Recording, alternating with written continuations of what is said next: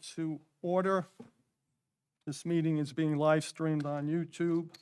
No new business, testimony, or applications will be conducted after 9:30 p.m., and the meeting will adjourn at 10 p.m. sharp.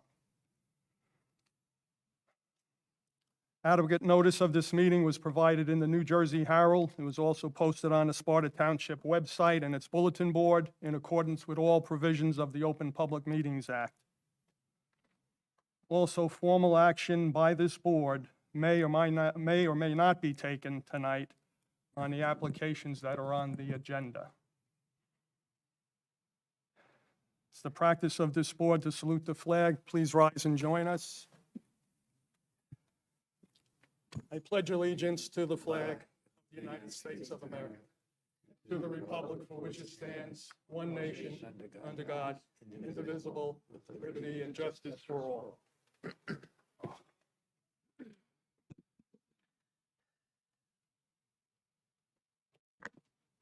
Marissa, please call the roll. Sure. Lana Teneri, Here. Michael Josephic, Here. Richard LaRufa, Here. Michael Leondi, Here. Richard Rohrbacher, Here. Jennifer Panaha, Here. Chairman Kenneth Lowry, Here. and Glenn Thank you. Kuhns. Here. Thank you, Marissa. We have some resolutions to be memorialized tonight. First one is application 7-22, Andrew Muller, for extension of time. Oh, excuse me. Yeah, that's right. Extension of time decided on June 25th, 2025. Do I have a motion? So moved. Second, please. Second. Any discussion? Marissa, please call the roll. Lana Teneri, Yes.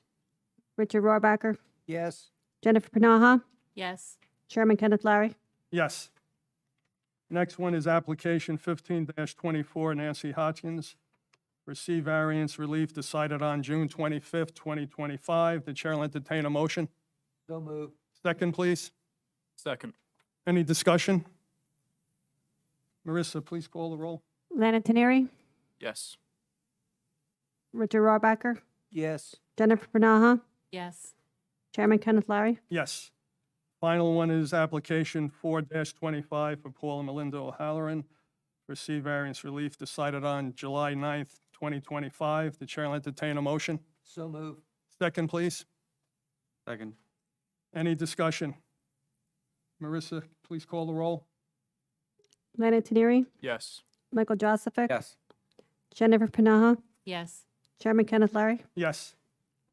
We also have minutes to be approved from September 27, 2023. The chair will entertain a motion. So moved. Second, please. Second. Any discussion? Marissa, please call the roll. Lana Teneri, Yes. Michael Josephic, Yes. Richard LaRufa, Yes. Michael Leondi, Yes. Richard Rohrbacher, Yes. Chairman Kenneth Lowry. Yes. We also have minutes from June 25th, 2025 to be approved. The chair will entertain a motion. So moved. Second, please. Second. Any discussion? Marissa, please call the roll. Lana Teneri, Yes. Richard Rohrbacher, Yes. Jennifer Panaha, Yes. Chairman Kenneth Lowry. Yes. For the applications tonight on this agenda are the following. Application 6-25, Firehouse Apartments for D variance relief. And that's a D2 variance relief for the expansion of a non-conforming use in that zone.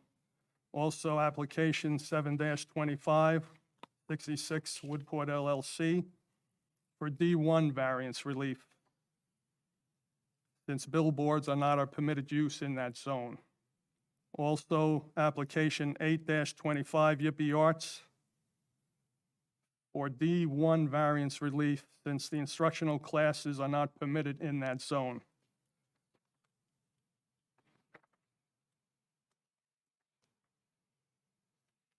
And also, application 5-24 Main Street Creations for an extension of time. And the following two applications will be carried. Application 6-23 Elite Truck and Tire for D1 variance relief, which is for a use or principal structure not permitted in that zone, will be carried with no further notice to September 10th, 2025. Also, application 1-25 Louis Peralta for D2 variance relief, and that's for an expansion of a non-conforming use in that zone. And that'll be carried to September 10th, 2025 with no further notice. And Glenn, our board attorney, just for the record, the members here that were not here for those applications that I just mentioned for carrying further notice, they'll have to listen to the YouTube and tapes, et cetera. Tapes or however Sparta's doing it, Mr. Chairman, yes. Marissa, that's, how are they doing now with the links to the YouTube or the tapes? We could do both. Both then? I think the tapes are, I don't know how good YouTube is. I mean, if it's, matter of fact, I'll ask, because I was just talking to Rich about this.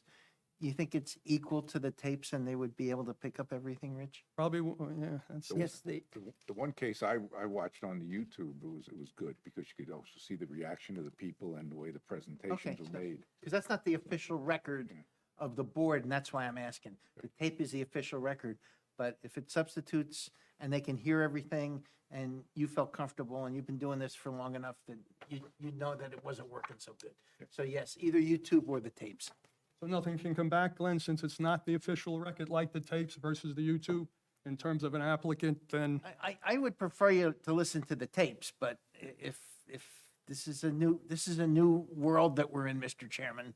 So YouTube is kind of the way we're going, and if it's not being edited and it's not being changed, and it's just starting from the beginning and going to the end, then I think it probably constitutes, so it would be legal then as a bottom line, so an applicant couldn't come back somewhere down the line and. no, they can come back and say anything they want, but I'm not going to let them get away with it. How's that? All right, thank you. And after all the applications are heard tonight, I'll open the hearing to the public for any questions or comments they may have on items not on this agenda tonight. So first, application 5-24 Main Street Creations, please come forward. Good evening, Mr. Chairman. Good evening. Mr. Simmons not here tonight? No, you don't need them. Why do you need the extension of time, Mr. Hooker? Well, we've been working with Mr. Simmons. Mr. Hooker, can you please use the microphone to say state requirement that we have a recording of all proceedings? I always feel like I'm going to break out in song when I get in front of one of these. Excuse me if I do. We've been working with Mr. Simmons' office on the language. There's several deeds and easements, including with the railroad on this property, that have made the completion of all that work difficult. We submitted several documents to Mr. Simmons' office on June 20th. We haven't gotten feedback from Mr. Simmons yet, and tomorrow is the last day of our approvals. So we're here tonight seeking a one-year extension of those approvals so that we can continue to work with Mr. Simmons and his office to get everything done in a timely and efficient manner. Todd, but for that factor, you would be ready, willing, and able to proceed, is that correct? Correct. Because that's the standard under the Absolutely. municipal land use law. Mr. Chairman, that's really all you need. All right, great. Thank you. Okay. Well, Mr. wait, it didn't happen yet. For the extension of time, do I have a motion, please? I move that we do extend for 1 year the application 0524. Thank you, Richard. A second, please? Second. Okay, just hold on one second. Is there any public here on this application? Okay, Mr. Chairman. I didn't think they would have to comment on something like that. You Interesting. never want to Thank you. take the chance, so you give them a chance because they might say they didn't do anything, it's a terrible, whatever. You just give them the chance to go fetch. All right, thank you. Any discussion? Marissa, please call the roll. Landon Teneri, Yes. Michael Joseph, Yes. Richard LaRufa. Yes. Michael Leone, Yes. Richard Rohrbacher, Yes. Jennifer Panaha, Yes.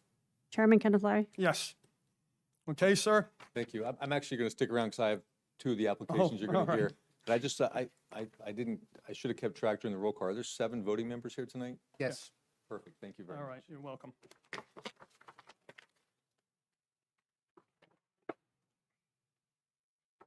Application 6-25, Firehouse Apartments for D2 variance, expansion of a non-conforming use. Please come forward.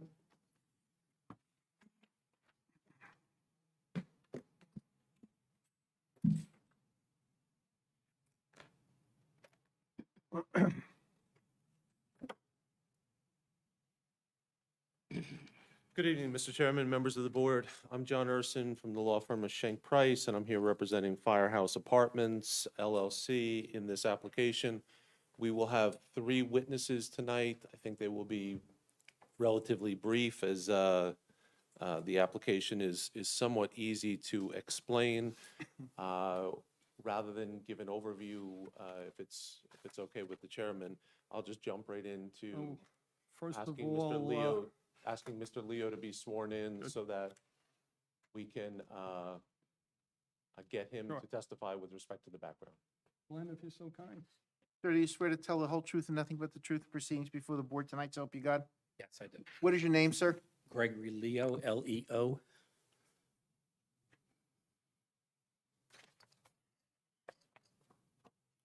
Okay, John. Fine.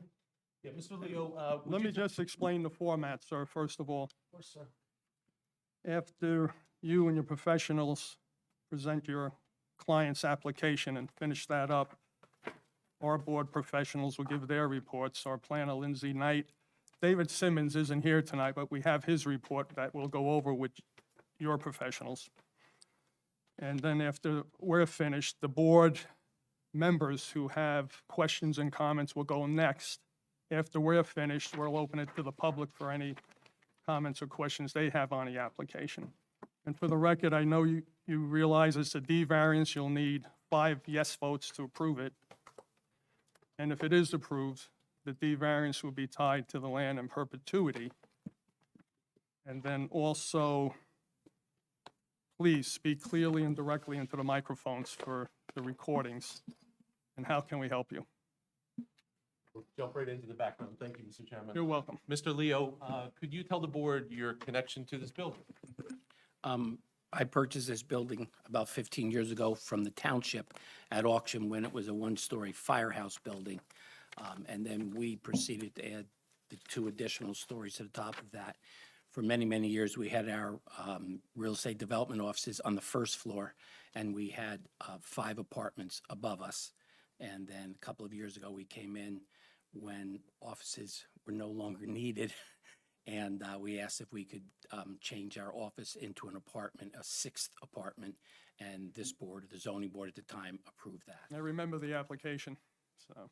So, and since that time, there's been 6 apartments in this building. Correct. And this, and you live there? Yes, we live on the top floor. Okay, and on the top floor, there is a 2-bedroom apartment? Correct. Okay, and you're here tonight to ask the board to separate the 2-bedroom apartment on the 3rd floor into 2 1-bedroom apartments? Yes, I am. And that would make this building have 7 apartments instead of 6? Correct. And could you tell the board what the reason for you not needing the 2-bedroom apartment anymore? Over the years, my wife and I have consistently downsized as we got older. We had 6 children, and we lived up the street in a single-family house with our 6 children for many years. When the first 4 got old enough to get out of the house, we moved then into this building, which we had owned for several years, onto the top floor with our 2 youngest at the time, who were seniors in high school. And the 4 of us lived there for several years. My twin boys who lived there with us went to college down in Florida.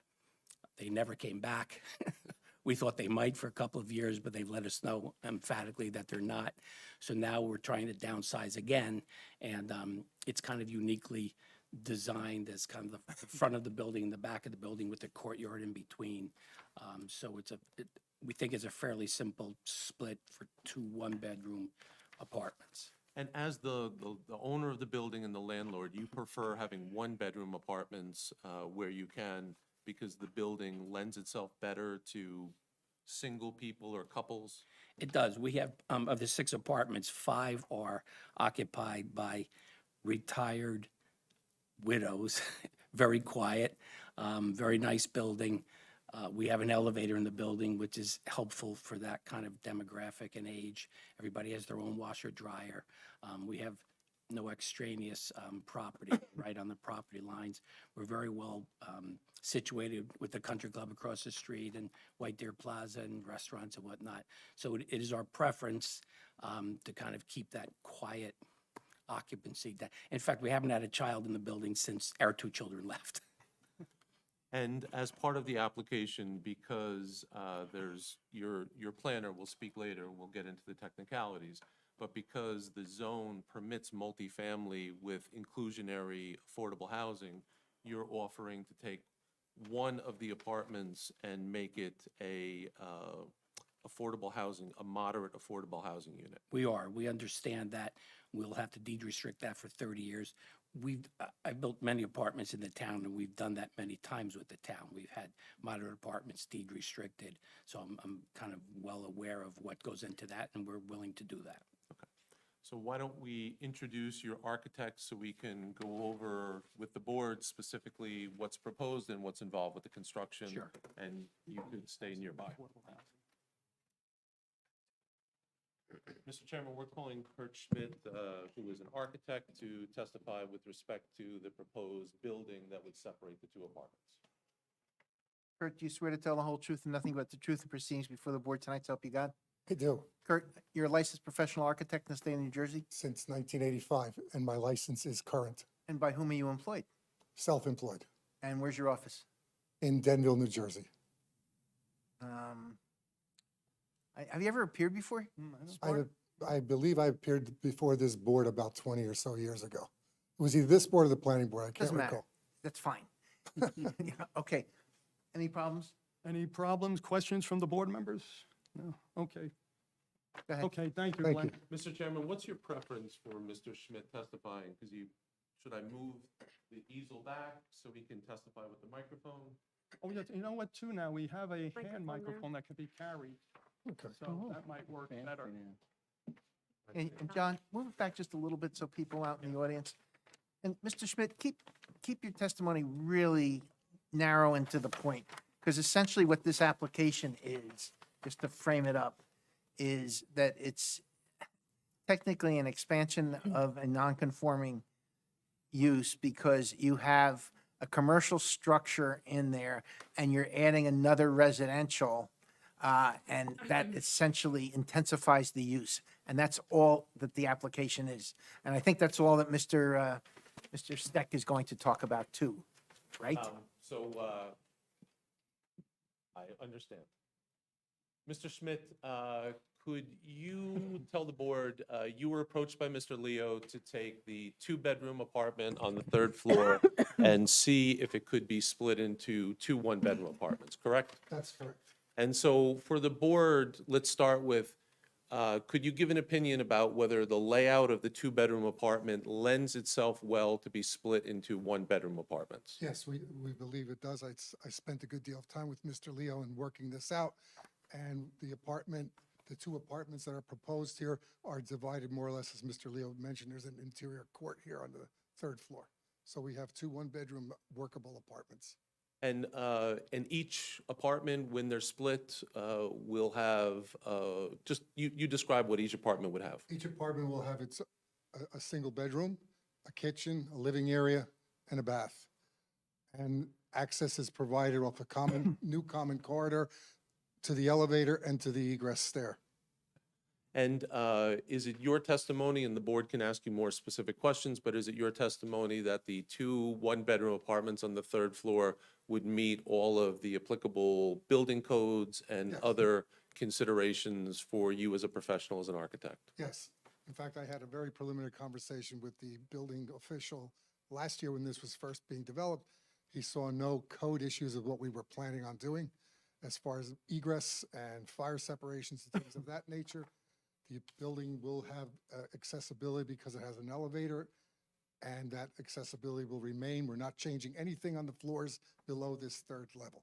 Okay. And I should have made the point in the beginning, but there's also no exterior changes whatsoever proposed. This building is not being enlarged or altered on the outside. It's going to stay just the way it is. Mr. Schmidt, I think that might be it for right now. I will take Mr. Keence's direction and we'll make you available to the board if they have specific questions about rooms, layouts, access, and so forth. But perhaps we'll pause there and we'll ask Mr. Steck to come up.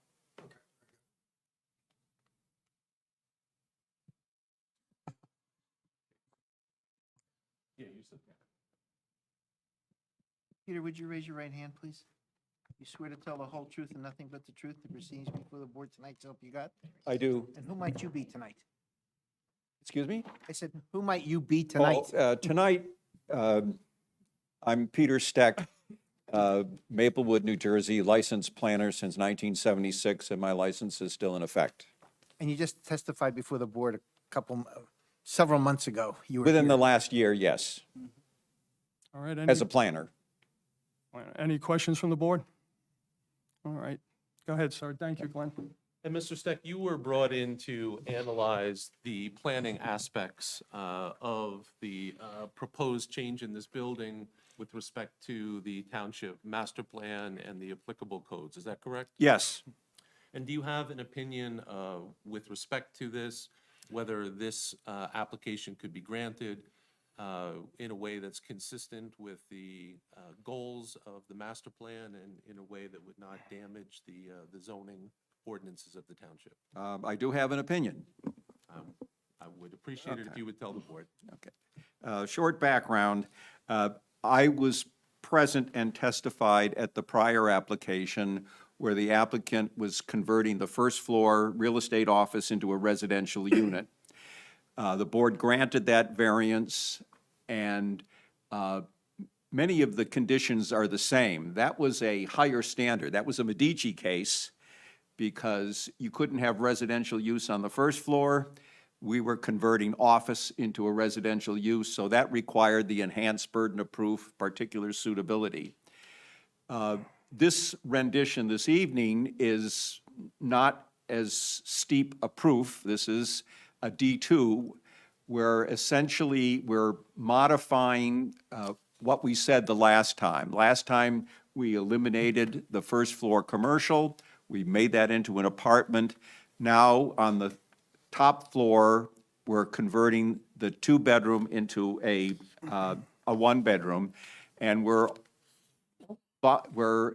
saying that one of the units in the building, one of the one-bedroom units, would become an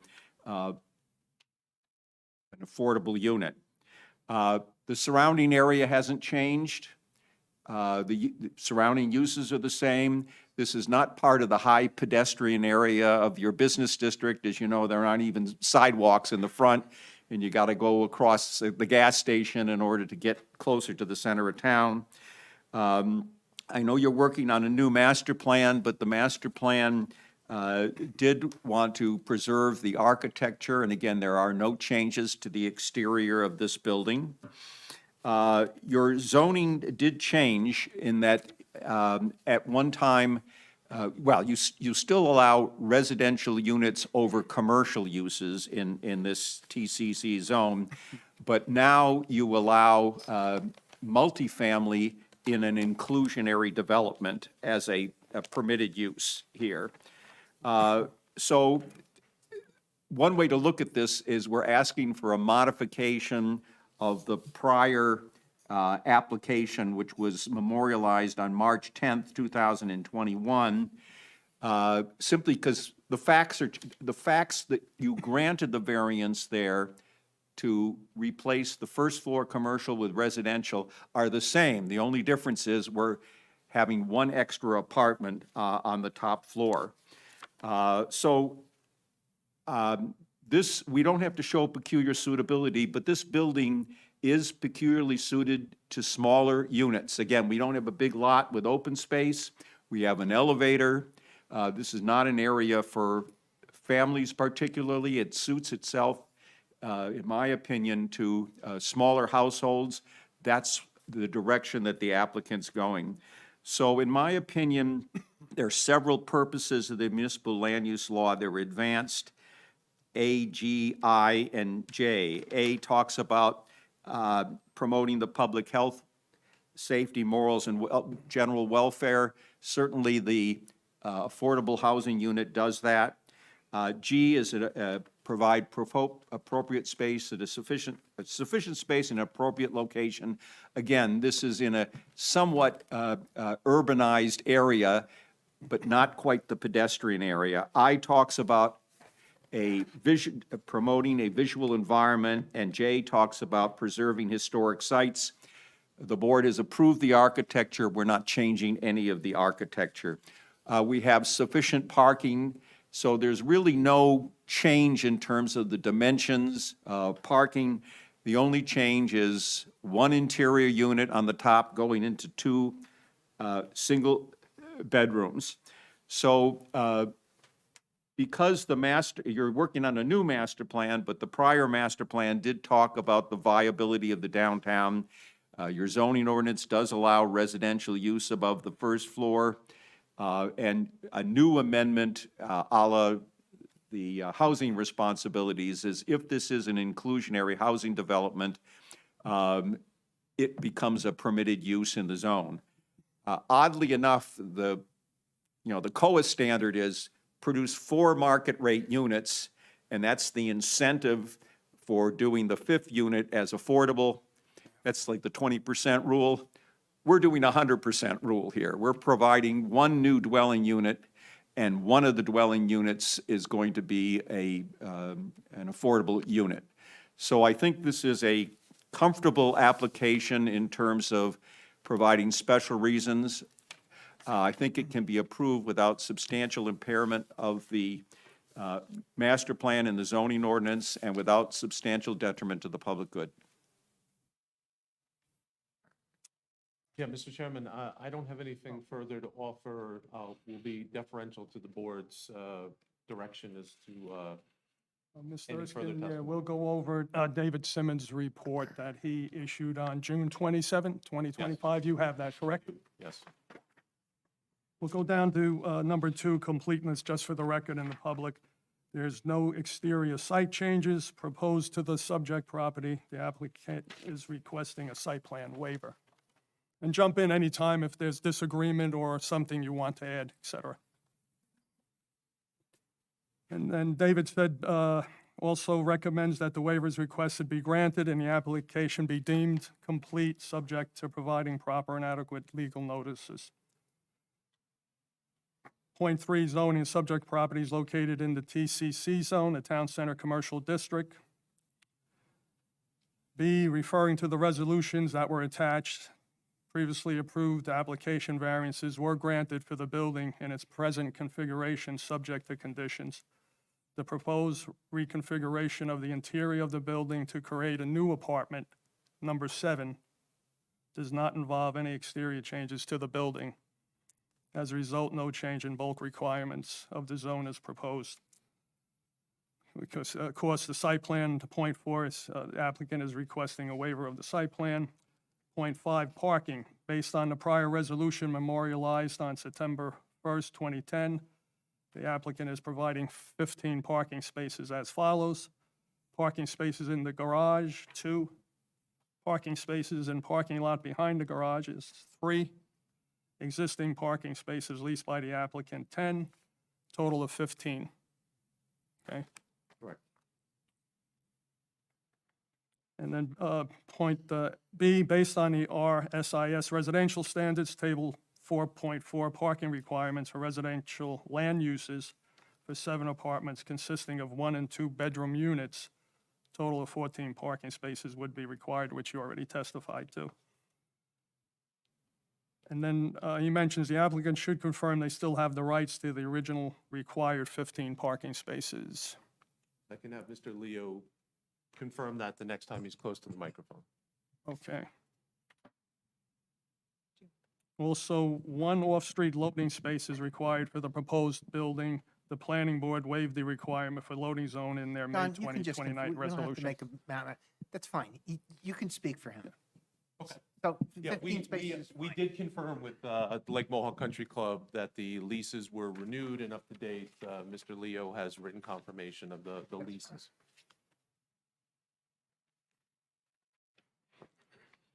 Point 6, stormwater management. No changes proposed in the exterior of the building on the site that would generate any additional pervious area and/or stormwater runoff.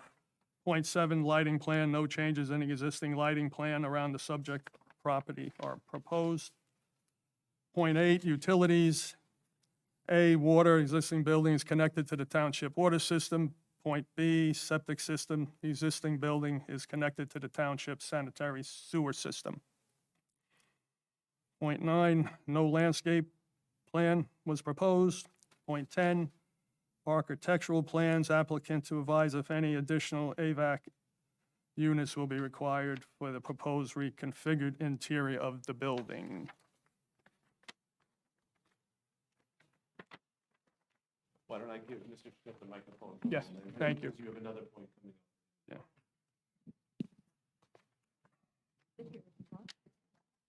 Mr. Schmidt, the chairman made the reference to asking whether there's any additional HVAC units required. And one of the next points coming up is whether or not sprinklers are required on the third floor. Perhaps you could answer both of those for the chairman. With regard to the HVAC equipment, the building, the upper floor right now has a unit that serves the entire floor, and we're looking to see if we can use that and more or less, for lack of a better word, subdivide that to serve both apartments. If that cannot be done, we can put an additional HVAC condenser at the area where the others are located, within the first floor area of the building. So it won't be on the ground, it won't be added to the exterior, it will fit within the area where the condensers are now. And could you also answer the sprinklers Yes, question the for? building is currently fully fire sprinklered, and it will remain as such. Any modifications in the floor plan that require adjustment to the sprinkler heads will be carried through. All right, thank you. And then point 11, the signs, no additional signs are proposed for this application. Point 13, no environmental impact statement was provided or needed. Miscellaneous approvals for the following: Sparta Township Fire Prevention Bureau, also the Sparta Township Construction Official. Also to be provided as-built plans prepared by the applicants, New Jersey licensed land surveyor upon completion of the project, showing the location of all 15 parking spaces. Yeah, if we were to receive an approval, Mr. Chairman, we would request that we submit what Mr. Simmons would need, because some of the parking spaces are fixed, and I'm sure he'd like to see them on the as-built, but the others are leased through Lake Mohawk Country Club, and their location can't be fixed. All right, thank you. That was Mr. Simmons' report. We'll now have our planner, Lindsay Knight. You're so kind to give your report, Lindsay. Absolutely. So most of my questions and concerns have been addressed. I don't think I heard in testimony, though, however, if any ADA spaces are within that parking agreement. What was that again? ADA spaces within those There parking is, spaces? There is an ADA space behind the building, not blocking any of the garage spaces. So there is right now a handicap space closest to the entrance in the rear of the building. Okay, great. And then my other comment would be regarding the affordable housing unit. I would just have you check with the administrative agent as well as the affordable housing planner for the township to determine, based on the new UHAC regulations, which type of unit it would be based on income levels and kind of how those are being dispersed throughout the proposed units. I'm not the affordable housing planner, so I can't speak on behalf of them, but I would just double check to make sure that that's just within the regulations and what they have assumed. We're, as we mentioned, we're proposing a moderate, and if we were to get an approval, that would be a condition of approval to be approved by the affordable housing consultant for the town. Yes, yeah. So just making sure that they're hitting the percentages and not. I guess I would suggest, Mr. Chairman, if they say it's not a moderate, it's something else, you're going to go along with whatever their recommendation is. You suspect, and I think you're right. I Yeah. think it's a moderate unit. Yeah, I think the three of us agree on that, the I four of think us, you actually. should be fine, but I just would suggest speaking with them before, just as maybe a condition of approval that having. Well, that gives me more confidence if the three of us are in agreement. Yeah, I just don't want to get hung up and find out that there's a problem if something else, but Peter's been doing this as much as anybody here. Yeah. And you also, your office also, and you too. So, Understood. We'll- okay. Yeah, good. and having gone through the housing element, I think you should be fine, but I just would double check with them based on the percentages and what's been accounted for.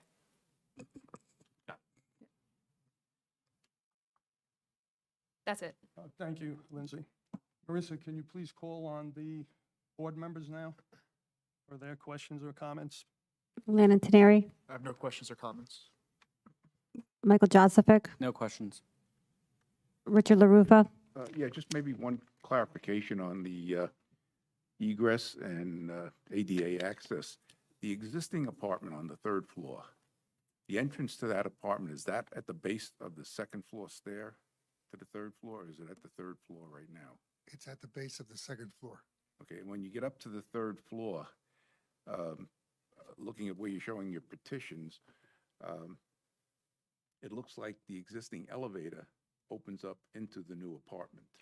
No, it actually opens into, we created a small common corridor between the two units. John, this is part of the application that was filed, right? Not the Is that, market. is that one of your sheets, Mr. This is Mr. drawing Schmidt? A2, which has been submitted to the board. That's fine. I just want to get on the record. Right here, this is the new common corridor. There's a door that leads into this apartment over here, and there's a door that leads into this apartment over here. So the elevator goes into a small common corridor.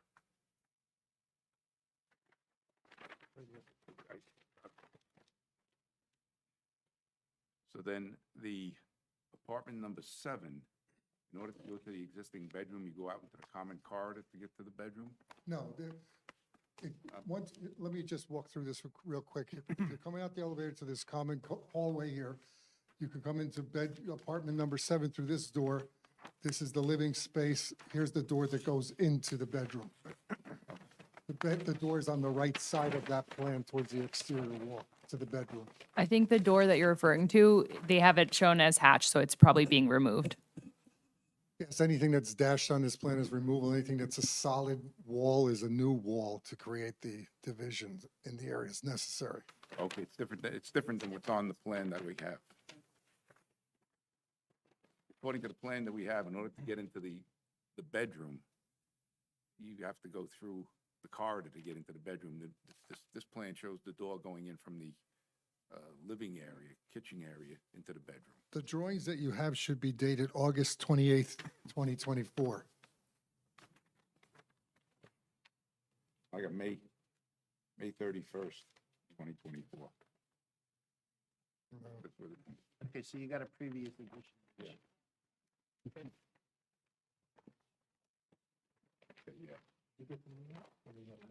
No, that's fine. I see it, but the old drawing didn't show that, so it looked like you had to go out the corridor to get into the bedroom. And it looked like if this was all the apartment, from the stairwell down below is the entrance door into the apartment, then the elevator opens up inside the apartment. It's just, okay. Thank you, Lindsay. Okay, Thank so we had the wrong drawings. Okay, no other questions? All right, what's the actual, so we make sure we don't have a problem for the motion, Mr. Chairman, assuming it's going to get approved. The date, it would be based on plans that revised through August. August 28th, 2024. Okay, that'll fix those issues. Thank you, Glenn. So LaRufa, I'm sorry, everybody was showing, did you get a copy of the plan that is up here? No. Why don't I? Well, that's what they just handed it to me. Letter size, but I'll just hand it. Yeah. Okay. Yep, makes a big difference.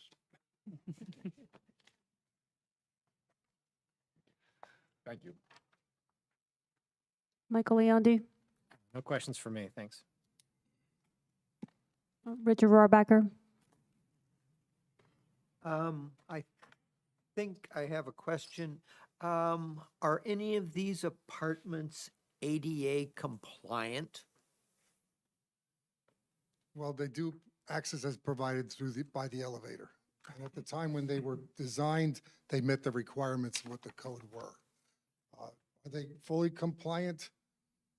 I'll be honest with you, I'm not 100% sure, but they were compliant at the time of when they were approved. They are.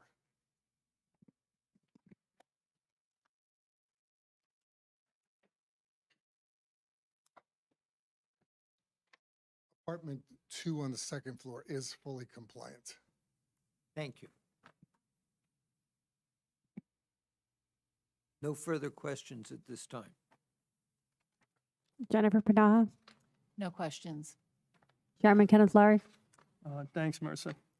Now, Ms. Urshan, did you see the Sparta Township Fire Prevention memo that was sent out? I'm sure I did. If not, I could read it off. It's not that long. Thomas McIntyre, the fire inspector, noted an approved Knox box must be installed in accordance with section 506.1 of the 2018 International Fire Code, New Jersey edition, as well as Sparta Township Ordinance 23-18. The placement and contents of the box must be approved by the fire chief. And this would be a condition of approval if you are aware of that. Yep, I have the memo and no Okay. objection. Thank you. All right, thank you. I'll make a condition on this.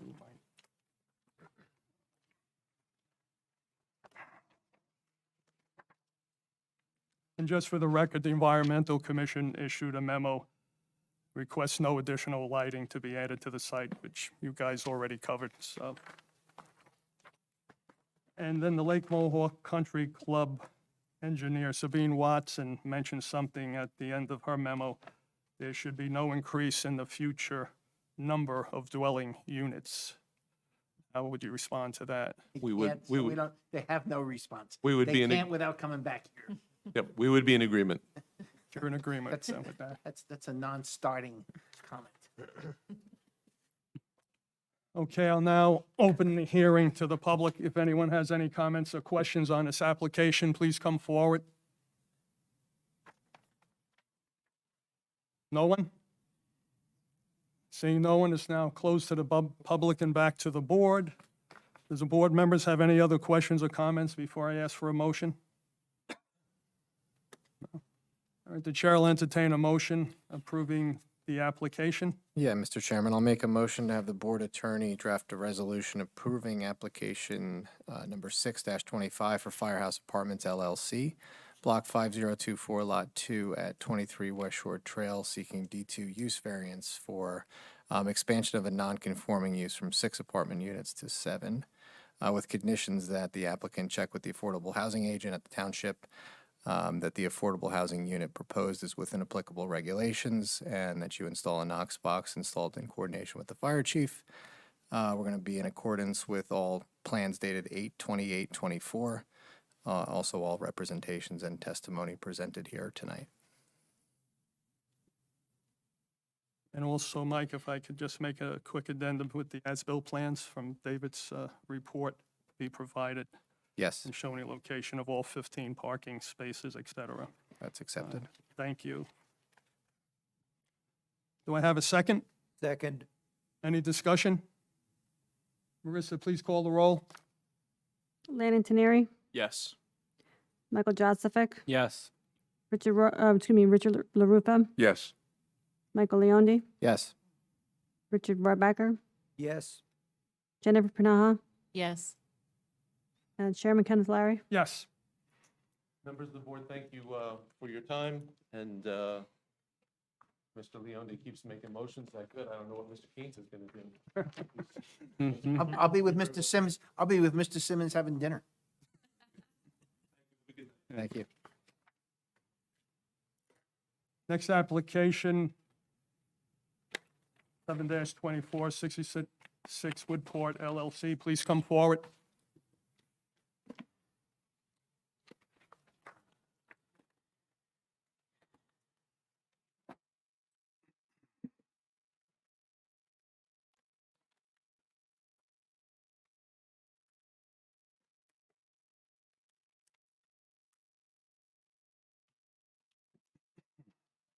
Again, Mr. Chairman, Board, I'm Todd Hooker from Atkin and Hooker. We're here on the application for 66 Woodport Road.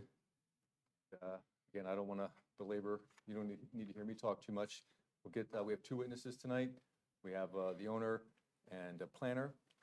What are their names, sir? Richard Cintron. I'm sure Okay. I'm saying that right, but it's Italian. correct. Yes, I don't know if I have the accent right. And then we have Matt Flynn, who's the professional planner. What was his name? Matt Matthew Flynn. Flynn. Matt, why don't you just come up and I'll swear Yeah. you both in at the same time? You can. Sir, would you stand, please? raise your right hands. Both swear to tell the whole truth and nothing but the truth in proceedings before the board tonight, so help you God? I do. Okay, your name is Richard, Richard Cintron, spell your last name, please? Cintron. And you're the applicant? And who are you? Matt Flynn, FLYNN, professional planner. Matt, you've testified before this board before, I have. and your license is valid as of tonight? Yes. Okay, Mr. Chair. All right, any questions from the board? Thank you, Glenn. And you heard the format before. After you're finished presenting your application, I'll go over Mr. Simmons, our professional engineer's report, and then our planner, Lindsay Knight, will go over her report. Then we'll come back to this board for any questions or comments that we may have on the application. Then I'll open it to the public for their comments and questions. And also, just for the record, as you know, it's a D variance. You'll need 5 affirmative votes to approve it. If it is approved, it's tied to the land in perpetuity. And please speak clearly and directly into the microphones. Understood. All right? How can we help you? Well, first, we can sit down. When you referred to the application earlier, Mr. Chairman, you called it a billboard, and I think that's really a misnomer. That's what the town called it. Mr. Cintron had had a sign up there before, and the town said, you can't have that on there because we think it's a billboard. You need to come before the board and get approval. So he took the sign down, and now we're here tonight. It's really a directional sign, and I'll have Mr. Cintron testify, but I'm going to sum it up for you real quick. He has offices for his business at Professional Quadrangle, which is 66 Woodport Road. Actually, I think there's 3 addresses there. Yes, yes. What are the addresses? You have 74, 76, and 66 Woodport, and 1 professional quad also. Yeah, I think it's referred to as, all 3 buildings are referred to as Professional Quadrangle. If you've lived in town a while, I think everybody's heard of that. And then Mr. Cintron also owns a clothing store in Lake Mohawk Plaza, which is known as Honore.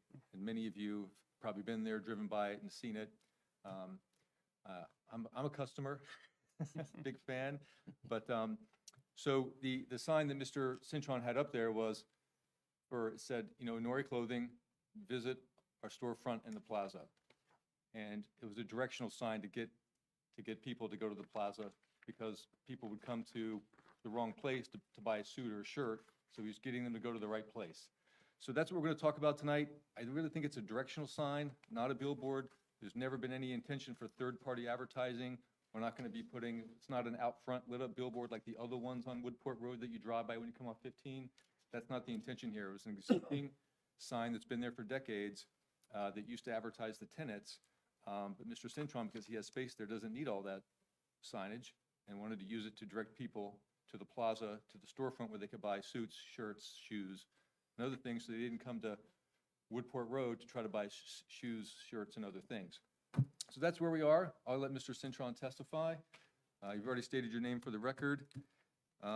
Please tell the board a little bit about your business here in town, sir. Honore Clothing was established in 1984, and we moved into Sparta over 30 years ago. I opened up the brick and mortar on Lake Mohawk in 2013. We were fortunate enough to be able to buy the building in 2020, and we renovated as such. The building in the plaza. The building in the plaza. And subsequently, we encountered an opportunity to purchase the properties up at One Professional Quad. We purchased that. I was running out of space, office space, and storage space in the small building on Lake Mohawk. So we occupied part of the building for my office and also dry goods. So we've been very fortunate, but then what's happening is when customers come to Sparta looking for the store, because unfortunately there's not too many men's haberdashers in Sussex County or Morris County for that fact, they were having problems locating the store. And we were constantly on the phone giving directions, which we don't mind, obviously. So we took it upon us to put the sign up more as a directional and also just to pump the store a little bit, to be quite honest. But it worked. And then I was informed that I had to take it off because it was not to code. And that's why we're here. Mr. Cintron, I think you just testified that you have your business offices there, You store some dry goods there. What are dry goods, just for purposes of? Zipper bags, paper bags, anything that's on the finished product, extra threads, fabrics that I import from Italy that I have to store. I don't have the room in the Lake Mohawk, so I have to move it off-site and keep it there. And also my computer system and everything that I do. So your bookkeeping and all the administrative type stuff is done at the Professional Quadringer building? Yes, it is. And then the retail sales are done in the plaza? Yes, it is. Yes, it is. Now, did you have people, yeah, I think you just testified, people calling you saying, hey, I can't find the store, can you help me get there? Quite a few. And also, through the internet, thank God we've been advertising and the store's growing slowly. And no one could ever find the shop. So we all know where Lake Mohawk is, but I have to use points of reference, Crows or St. Moritz. So I took advantage and put the sign up, and it helped quite a bit, I'll be quite honest. For a while there, I think I had it up for about a little over a month. And in that month's time, people were able to find, and thank God, people that never knew we were on the plaza discovered us, which helped my store and helped all the other shops on the plaza.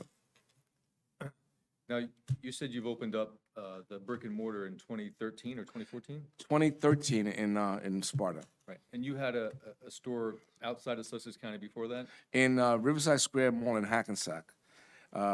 We were there for quite a while, and mall rents got a little out of hand, so I had to find another home. And I've lived in Sparta for over 30 years, so what better place to be than in my own backyard? And do you still have customers who come from outside the county looking for the store? Quite a few, thank God.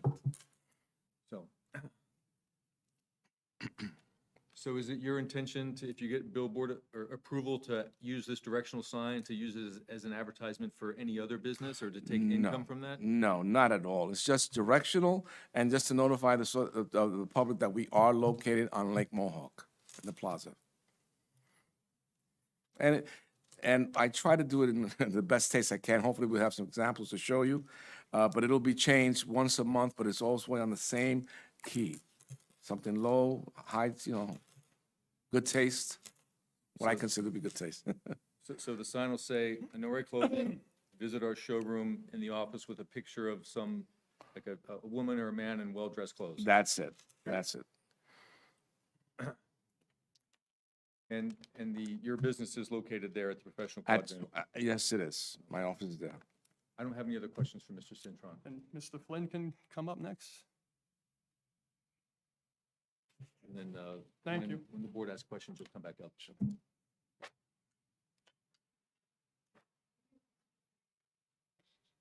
Sir? Richard, if you want, you can sit over there. She doesn't bite. No, okay. That's okay, just say Judd. Do you want to use these, Todd, or no? Yeah, I want you to use everything. Okay. I think maybe we'll start with this one, though. Okay. What do you think? Well, I'll leave it to you, I think I'll Jason. start with this, Okay. but, good evening. Do you want me to just jump right in, Todd? You've already been sworn in and you've already been qualified, Yep. so I don't think I need to do that. Okay, just by way of quick background, obviously this is classified as a billboard, but I think we can all agree that this is a very specific type of billboard. Potentially, I think it might be fair to say that maybe not the type that the zoning ordinance specifically seeks to avoid in a location like this. So what I'll do is go over those specific characteristics that make this sign different than what I'll call the typical billboard. Most importantly, I would say, is that this client is not proposing to rent out the sign. Typically, billboards would be rented out and you collect rent off of that billboard. That's not the case here.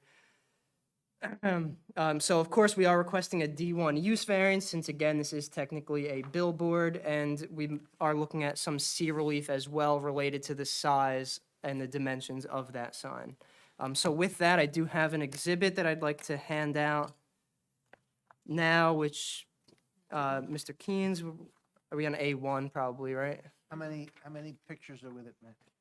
It's a 3-page All right, so exhibit. it's- I think if it's all right, we'll mark it as A1 consisting of 3 sheets.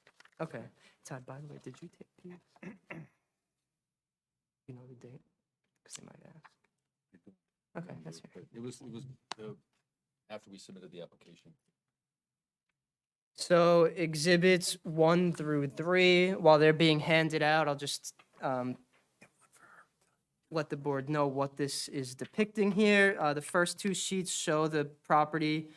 We flew a drone out there earlier Matt, today. why don't you just Yeah, hold on 1 second? okay. Until the board gets them, okay?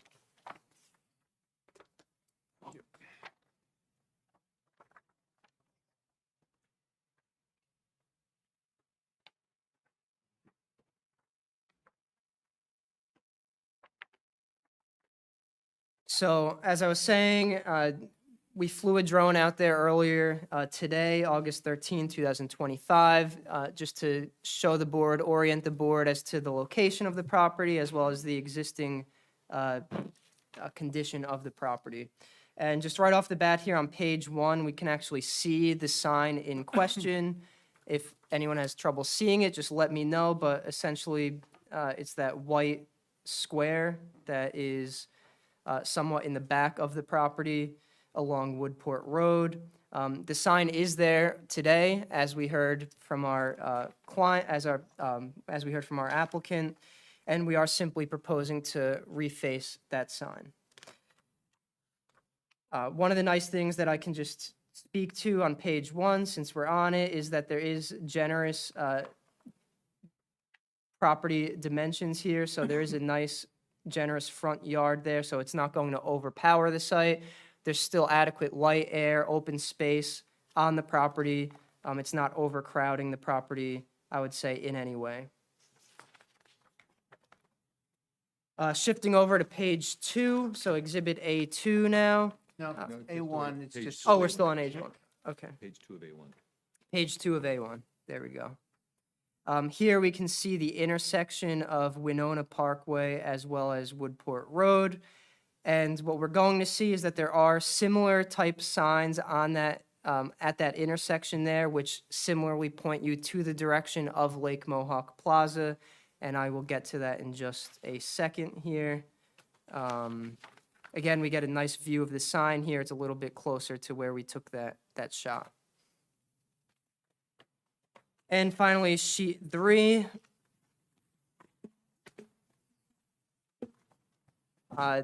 These photographs were taken by the applicant, and they do adequately depict these existing conditions of the signs that I'm showing here. But just to walk the board through what I'm showing, the first 2 show those monument signs at that Woodport Road, Winona Plaza, Winona Parkway intersection. Those 2 Lake Mohawk Country Club signs that include the Coldwell Banker Realty directional sign, pointing motorists down Winona Parkway towards the plaza. I also included here below those are some other billboards along Woodport Road. Really, the only reason I included those is just to sort of contrast what we're proposing with what is shown there. I would say that this is what we typically think of when we think of a billboard. What we're proposing is really nothing like that. Here, we're specifically pointing motorists in the direction of a business that's really right down the road there, whereas your typical billboard might advertise a national brand that might have nothing to do with Sparta or Lake Mohawk Plaza. And finally, the image on the right side of this page is another directional style sign, which would also be classified as a billboard.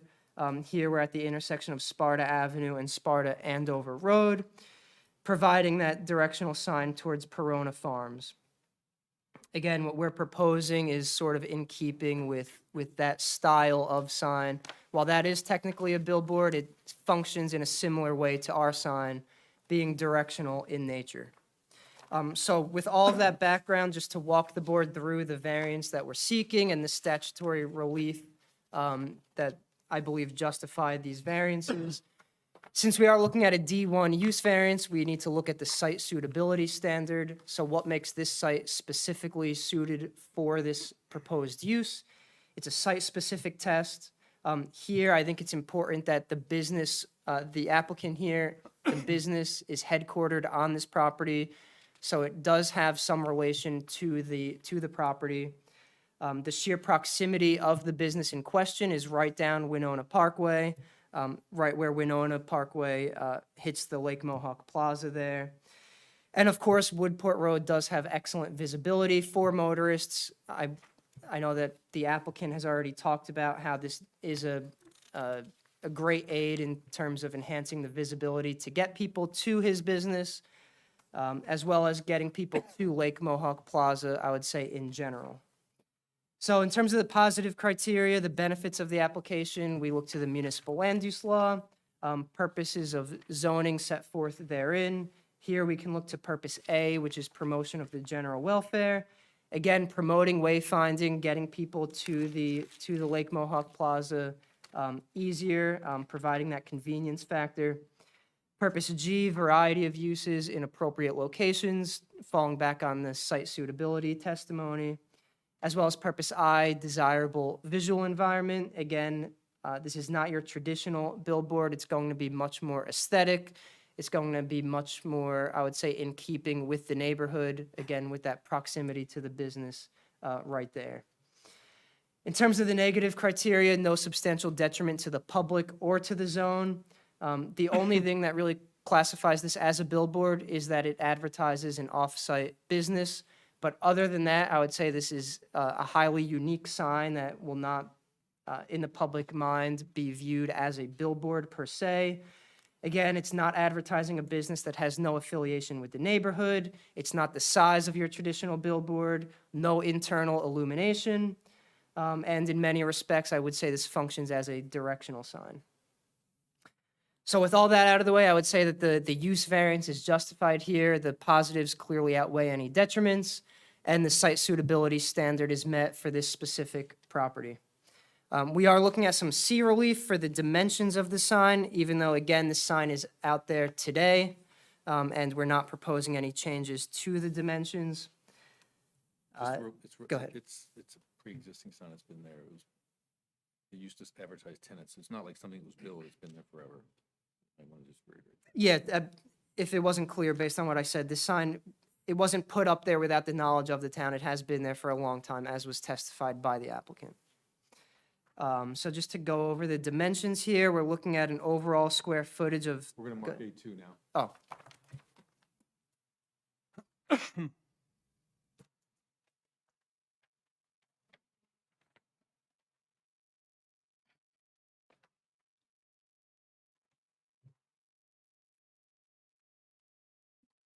For the record, A2 is an exhibit of 2 pages. The top sheet is entitled Existing Sign Dimensions, and then it's got a square foot calculation on it. Correct.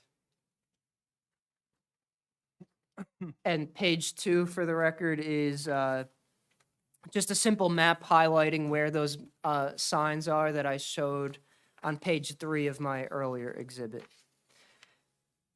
But really, I would say the important page here is page 1, which I think obviously shows the sign dimensions. Here, we're looking at just to tie this into the zoning requirements, we're allowed a maximum height of 2 feet, whereas we're looking at a height of just under 9 feet.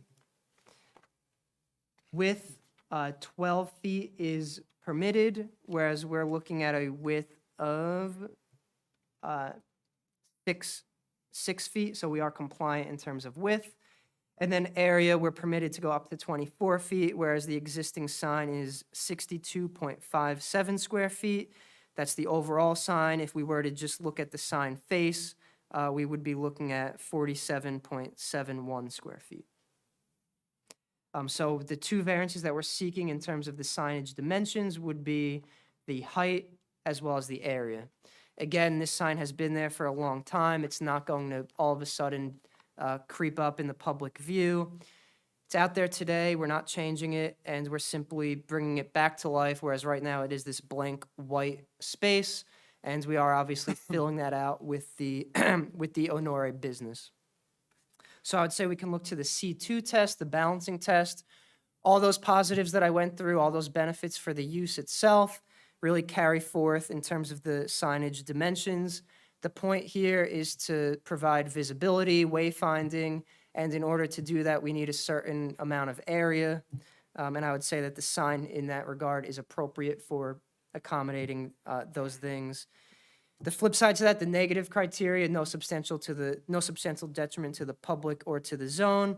Again, it's a long-standing existing sign that used to advertise the existing businesses on the property. Here, the only thing we're changing are the businesses that are going to be advertised. But other than that, we're really just, like I said, bringing the sign back to life, back to functional use.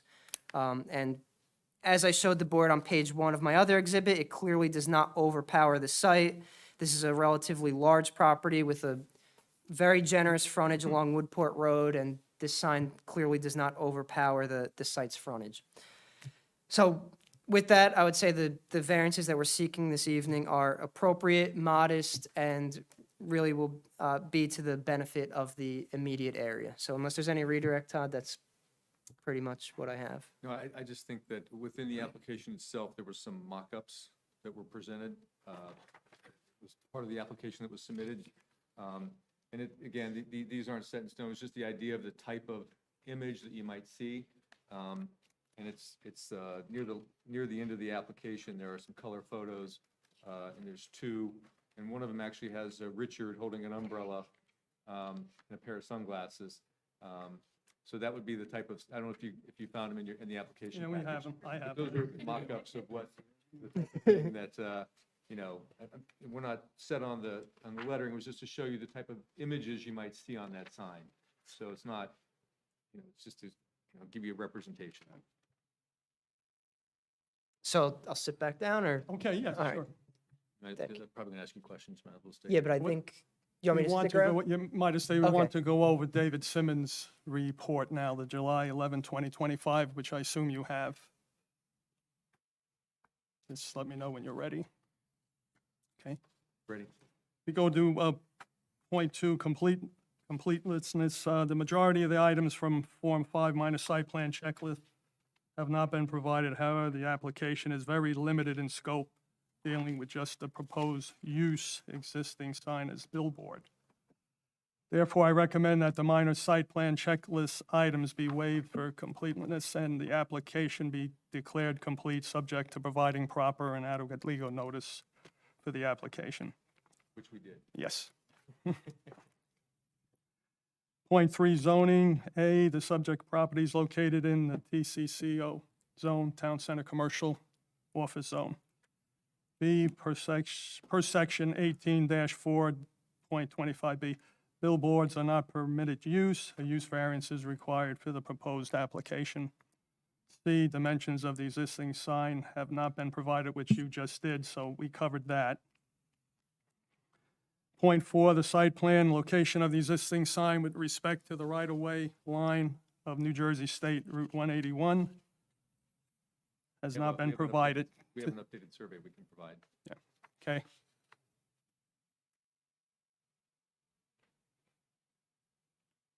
think this would be A3.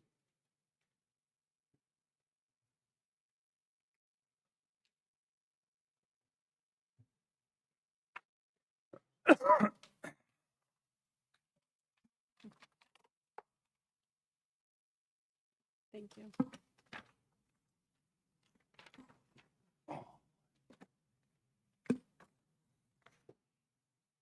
Thank you.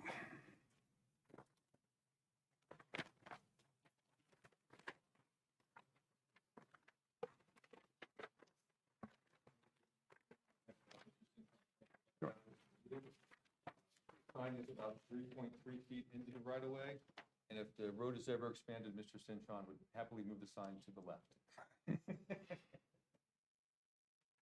That reflected. Absolutely. That's okay. No, what does the DOT say? But it's been there for decades, so.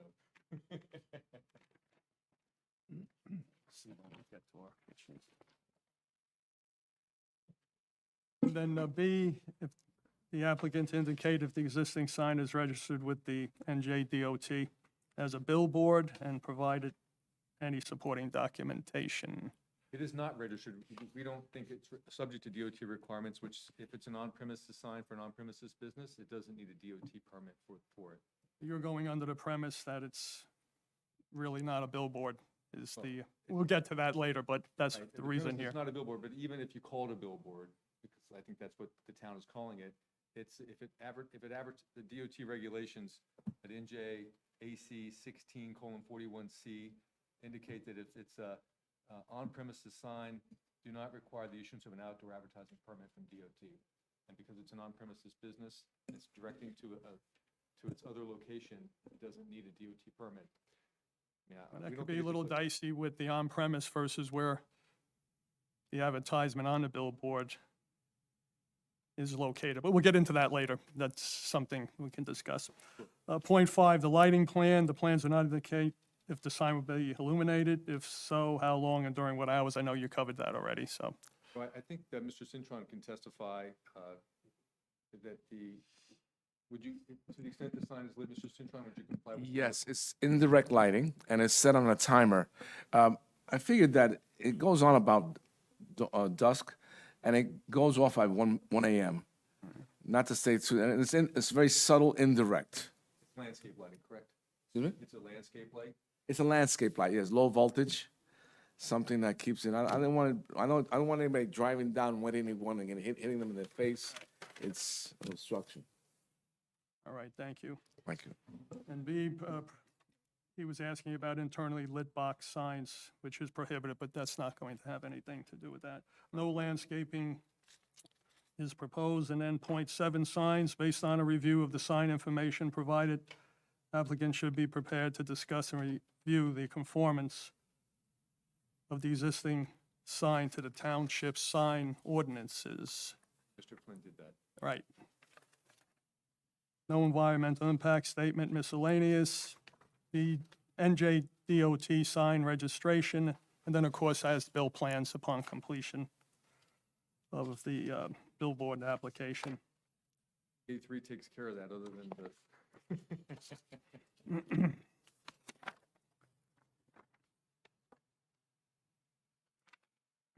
Then we'll have our professional planner, Lindsay Knight, if you're so kind to give your report. Yeah. So I just want to clarify the sign or billboard, whatever we're going to call it. It was previously used to, looking back on Google or Street View imagery, it previously was used to show multi-tenants in the building.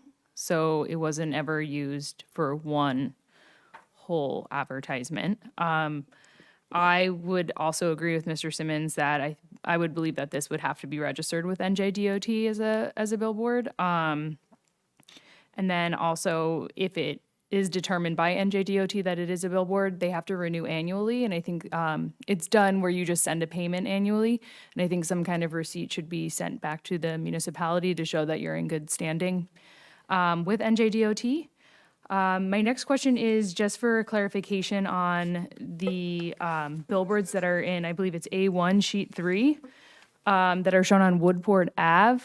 Where in relation to the subject lot are those located? Yeah, so if we look at Exhibit A2, which the first page is those sign dimensions, we flip the page there. So page 2 of Exhibit A2. If you see I'm just going to speak to what I'm seeing here, the Apris Beauty and Wellness in the middle of the page there, that's pretty much where the subject property is. And then if we look down to the bottom right of the page, we see 3 red arrows. Those are where those billboards are. Right when you come off 15, the first Sparta exit, come off 15. Sure. You probably drove by them because you're. Yeah. No, I didn't They're take across 15, from but yeah. Silver Hill Road. They're way up.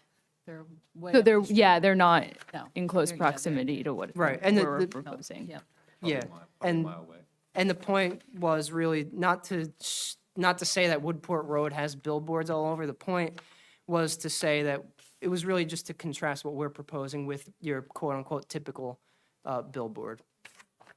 And then finally, I think if the board was to look favorably upon this application, I think Mr. Simmons and myself would appreciate additional information regarding the lighting, whether it's a detail of the lighting that's there, just to confirm that there's no spillage or no issues with the lighting, and then it'll conform. And that's it. Lindsay, can you just confirm a few points that I have, if Sure. they're correct or not? We know billboards are not permitted in any zone in Sparta at this time, since we have no standards for them at all. And the ones like Mr. Flynn mentioned, a couple, and other ones that are all over the town, have all been grandfathered in, correct? I would assume so. I have not been around for. Around a long time. Yeah, I would assume that there was some kind of approval that makes them existing All non-conforming. grandfathered. Mm-hmm. And then the applicant's billboard, if approved, would be for a business to have it will advertised, which is not actually located on the billboard site, correct? I would agree based on the testimony this evening that although the headquarters are there, the actual retail sale of these items is not Not where there. the sign will be located. And then would you agree, if it is approved, it will set a precedent in this town, since no billboards, there's no standards, et cetera? I think it would definitely be changing the use of such signage. And as you are on the subcommittee for the master plan, I think one of the things that we are heavily looking into are design guidelines Right. and creating standards for the township. And I think that this would be something that could potentially change that effort. That whole effort, correct? Yes. Thank you. Could you just briefly, for the board and the public, go over the standards for granting this D1 variance relief? C2, C2. No, we're talking about the D variance. Oh, I thought you Yeah. said C also. Just briefly, Lindsay, if you're so kind, for the board. So you want me to, Mr. Flynn kind of went through them pretty, outweighing the positive criteria, outweighing the He did, negative. but Yes. I'd rather have our planner just go over it if you're so kind. So yeah, getting kind of put on the spot here, huh? So you have to go through the MLUL. There's a list of criteria which Mr. Flynn went through. They're labeled, and you have to say how those are the positive criteria and how it relates to what is being granted this evening, or what is hoping to be granted this evening. You have to. He spoke about site suitability. Site suitability is saying how this site specifically is suitable, and why it is incredibly unique, and this use should be permitted there because of the uniqueness of the property. The negative criteria is saying that the benefits of granting this is going to outweigh any type of detriment. So by granting this is going to be so great that anything that could be negative is going to be completely outweighed by what the positivity that this use would be bringing. All right, thank you. Mr. Chair, if you don't have any other questions, may I just respond to some of your concerns? Well, you can do that when we get, if you're so kind, we'll just go to the board members now, then they'll get to me eventually, and then we can discuss Sounds that, good. okay? Thank you. Yep. All right, Marissa, please call on the board members. Lana Teneri, I just had a question for what would happen if the property was sold or one of the two properties were sold, and how that would work for this sign. Well, I think it depends on the conditions that the board puts in the resolution approving the sign, and you have the power to direct that. So if Mr. Cintron's testimony is he's only going to use it to advertise his business in the plaza, and if that's the only use that you're permitting, then that would be a condition of the approval. Right, since the variance is tied to the land in perpetuity, so that would cover everything. Thank you. Michael Joseph. Yeah, I had the same concern Landon had, but I think we could address that with conditions. But another question I have is, I know we're calling it directional sign, billboard, whatever, saw the images, what it could potentially look like. I just want to confirm that if approved, there's not going to be any kind of advertisement of sales or, specials this month, anything like that. It's purely just, some kind of image with the name of the shop and then directing them to the location. Absolutely not. I'm more concerned with image and direction. We've worked very hard to establish a certain image for the store, and I want to maintain that integrity. And I'm not interested in sales, informative and directional. That's it. Okay. That's all I have right now. Richard LaRufa. Similar questions to the previous ones. Big negative that I see is if we're granting a variance for it as a billboard, we have no conditions that we can actually put on it in future use if the property is sold. It is a billboard, and if it's a billboard that's approved by DOT and paid for monthly or annually by DOT, it is a billboard in perpetuity. If somebody else buys the property that it's on, they're still entitled to put a sign up as to what businesses are on that property. So that's a second sign that could be put on for the businesses on that property, as opposed to a billboard. The variance is for. There's already a second sign on the property, sir. It's on A1 if you take a look. Okay, but this is going to be reclassified as a billboard by this variance. And it'll be a billboard in perpetuity.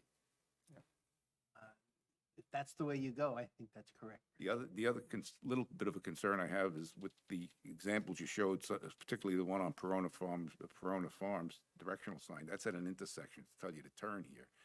The sample sign you showed says that an area is at Lake Mohawk Plaza. It doesn't say where Lake Mohawk Plaza is. It's not really directional. We can put It's that not, on. it's not something that says you turn left at the light down below. To me, it's a little vague as to what we're approving it as a billboard in perpetuity with this property, that anybody can use it in the future. I don't think we can put restrictions on it. It'll still be a billboard, especially if it's approved by DOT and paid annually for DOT restrictions. I think that's what Correct, we called it. Glenn? So that's a negative, that to me is a negative criteria that has to be addressed. I think it is. Let's have the whole board. I got some other issues that I think, let's see what the Well, let's board go members over have the to rest say. of the members. Go ahead, Marissa. Michael Leondi. My questions have been answered. Thanks, Marissa. Richard Rohrbacher. I have at least one question. It's my understanding that this sign that's classed as a billboard initially advertised the offices, businesses that were in the commercial plaza. The three buildings that are there. And Mr. Citrone has, that use was abandoned at some point. There's a second sign on the property that advertises the tenants. Yep, let me finish. Mr. Citrone took this sign, this billboard, because that's what it's classed as, and advertised his specific business business, not necessarily that was not the retail establishment that was not in the commercial plaza, but was further down in the Lake Mohawk, the White Deer Plaza. Is that correct? I think the characterization of abandonment is not correct, but otherwise, yes. you're It was no longer, okay, we won't use the phrase abandoned.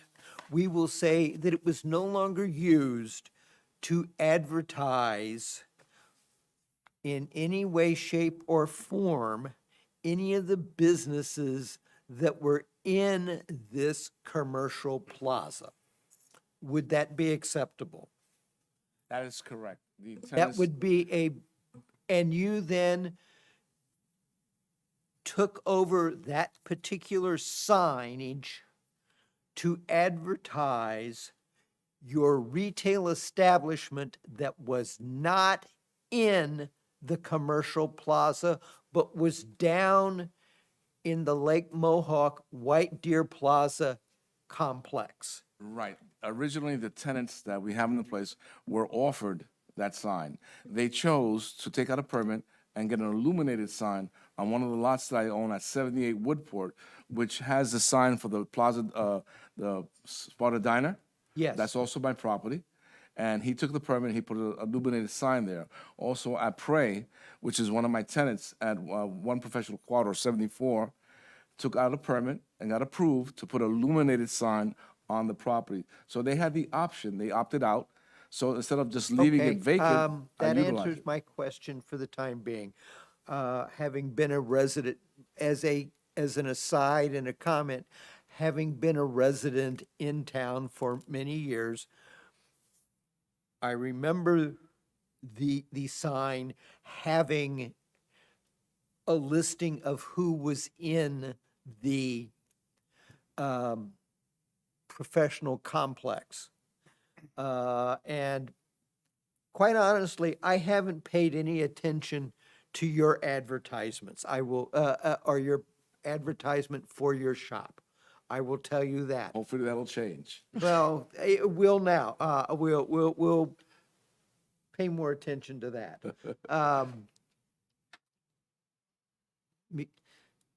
That's all the questions I have then at this time. Thank you. Jennifer Panaha.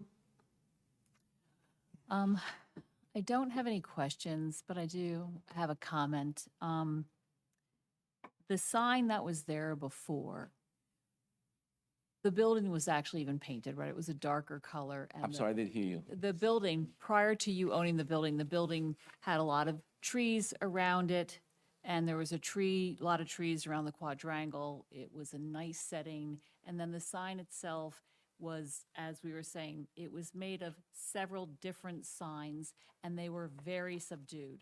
They were the beigeish color of the building with only a slightly darker font for the signs.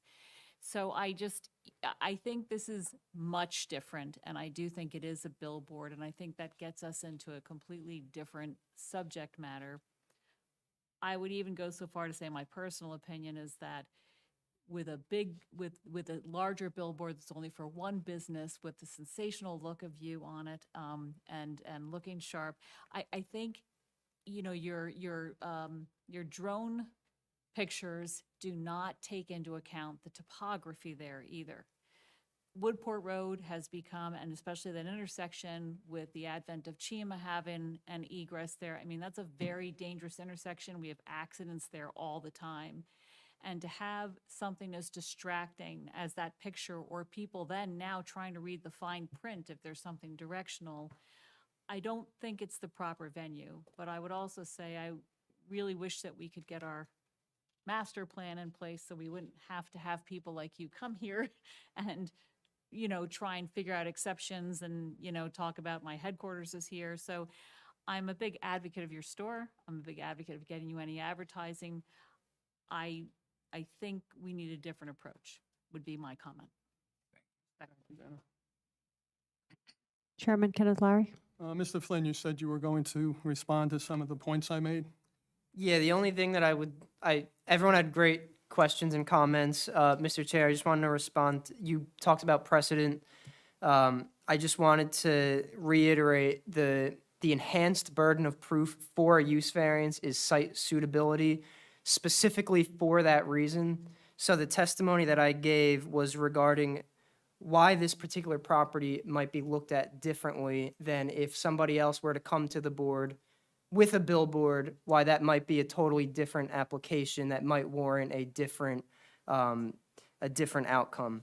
And in this case, again, I think I put the testimony out there. I won't go through it again, but I think it is worth reiterating the fact, as we have been saying here, the client has a headquarters on this property. I believe the use variance would go away if the language, can I just see the rendering, Todd? The sign that, no, the sign that we're, like, with the colors and everything.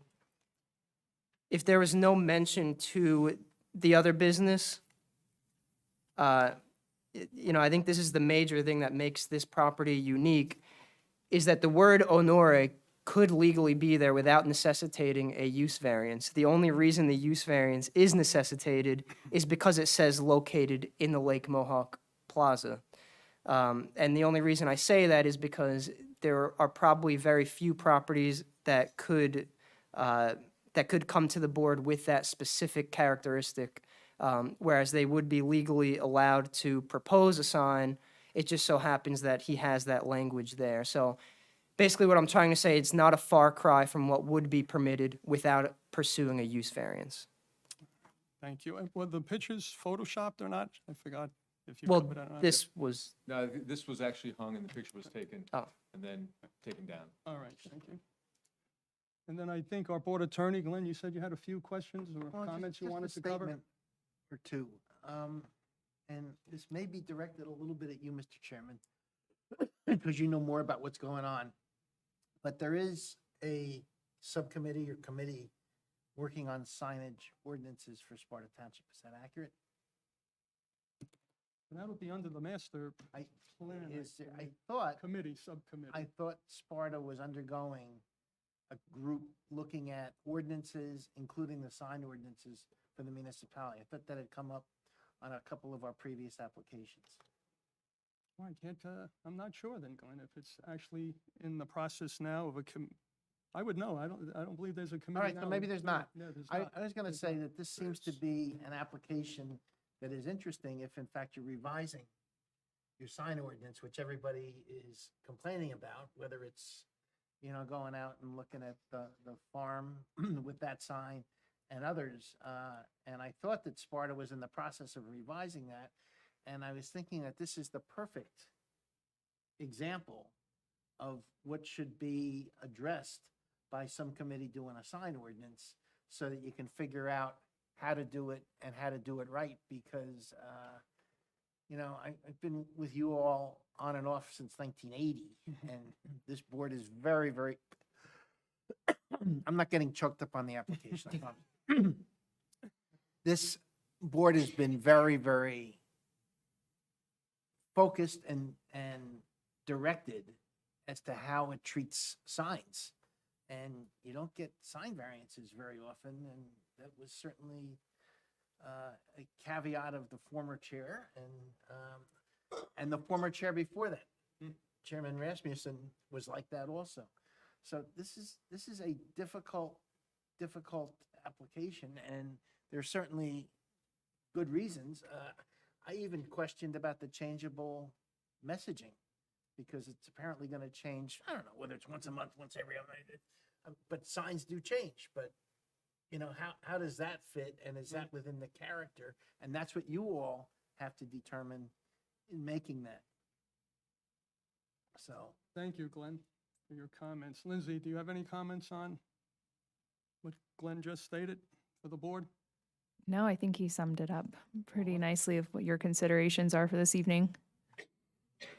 But definitely something as we work on the master plan, we'll have to, we're in the master plan subcommittee, so that's something we can think about. I would think that signs should be jumping to the front, because we're hearing applications right and left, and Sparta's known traditionally for being rigid, just like, and you wouldn't necessarily know this, Lindsay, but Hampton Township for years was even stricter than Sparta. Yeah, I think also with there's the minor site plan subcommittee as well, and I think that they've been pretty clear about not wanting to deal with signage at that level, and that it should be going to full board application. And that's at the planning board, Glenn. Yeah, it's at the Right, planning site board, plan, yeah. Committee. Right. Give us 2 minutes, so I for my client, what we might do is ask for the board to adjourn. Sounds like we're not gonna maybe necessarily get through it here tonight.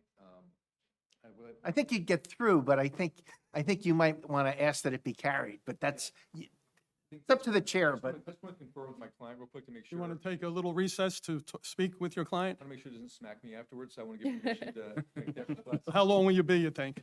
2 minutes. Oh, 2 minutes, okay. I could use it. Why don't you take 5-minute break? The chair will entertain a 5-minute recess. Have a motion, second? Second. Thank you.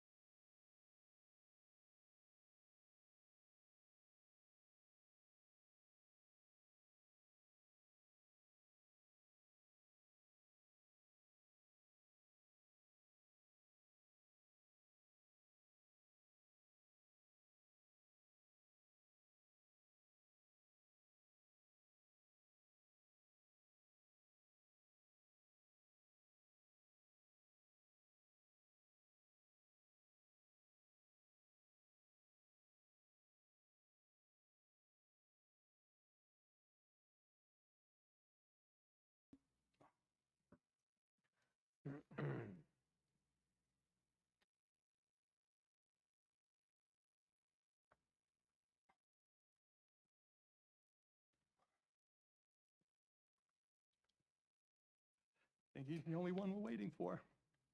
Probably part of the course.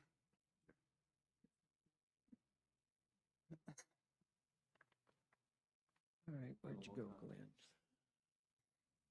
I didn't know he's been here that long. Well, he's not always here. He hasn't always been here, but I've known Glenn professionally.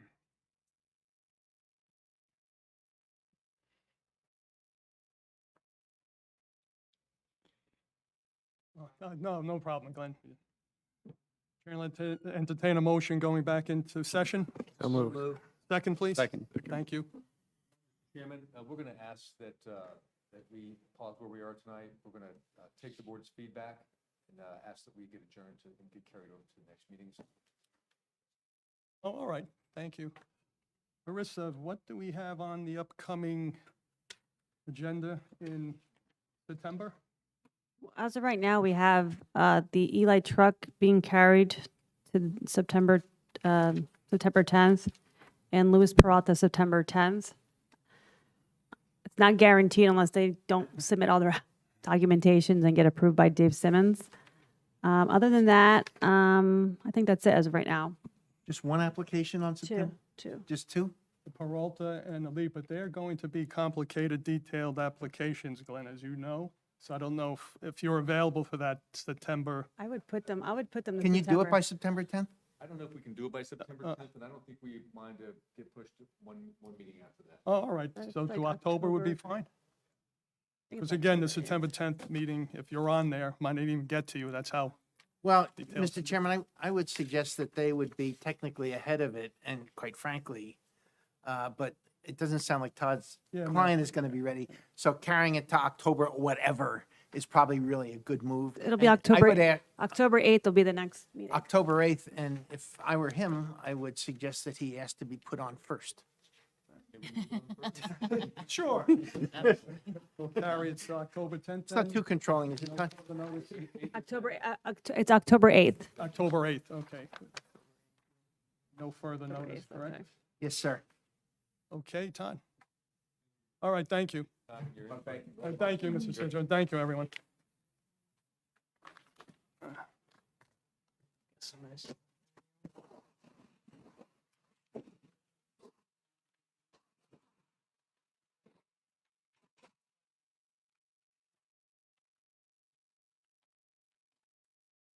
Yeah, I don't understand.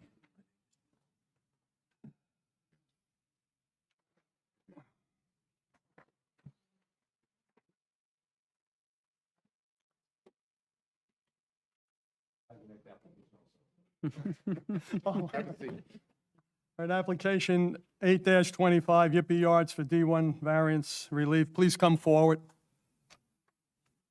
Todd.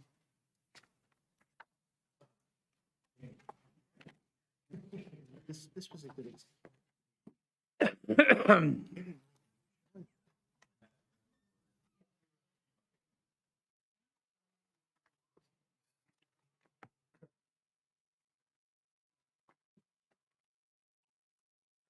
Good evening, Mr. Chairman, board, it's me again. Sorry, so much of me tonight. I'm here on behalf of, with Todd Hooker from Aspen and Hooker, here on behalf of Yippee Arts, which is a art studio in the Lake Mohawk Plaza, actually in the building, Toronto Lake Mohawk Plaza. So here we are, we're gonna go again, and we're here for a D1 relief. The Yippee Arts, when they applied for the zoning permit, said, you know, we're an art gallery and we also want to be able to teach kids and adults about art. And Sparta said, well, that's not a permitted use, so you get a variance. So here we are. Well, let's hold on a second now. Yeah. Is that something that, you didn't ask for an interpretation, did you, Todd? You just asked for a use variance. There's no criticism, I'm just asking. But if the board's willing to consider it. That's why, just let me talk to the board for a minute or two, because maybe we don't have to waste time, but maybe we do. What they're looking to do is take an art gallery and have classes.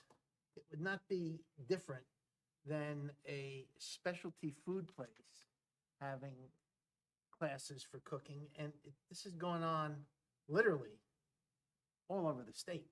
You go down into Morristown, and you see it in all different kinds of uses. I don't know whether you all have had one of these or not, but I hate to see something small like this coming in and needing to go through this. I mean, if you had a yarn store, or if you had. You wanted to teach knitting classes, you're Yeah, saying? exactly. And they want to do it on site, it's in a commercial zone. You could certainly issue an interpretation of the ordinance saying that you think that that's use is substantially similar. And I don't know, you have a planner here that can certainly help you about this, but I looked at this application and I thought, boy, if you're looking at something and you want to be a little proactive. Well, I was surprised because the Drew Christ Gallery used to have classes there when they had their gallery there.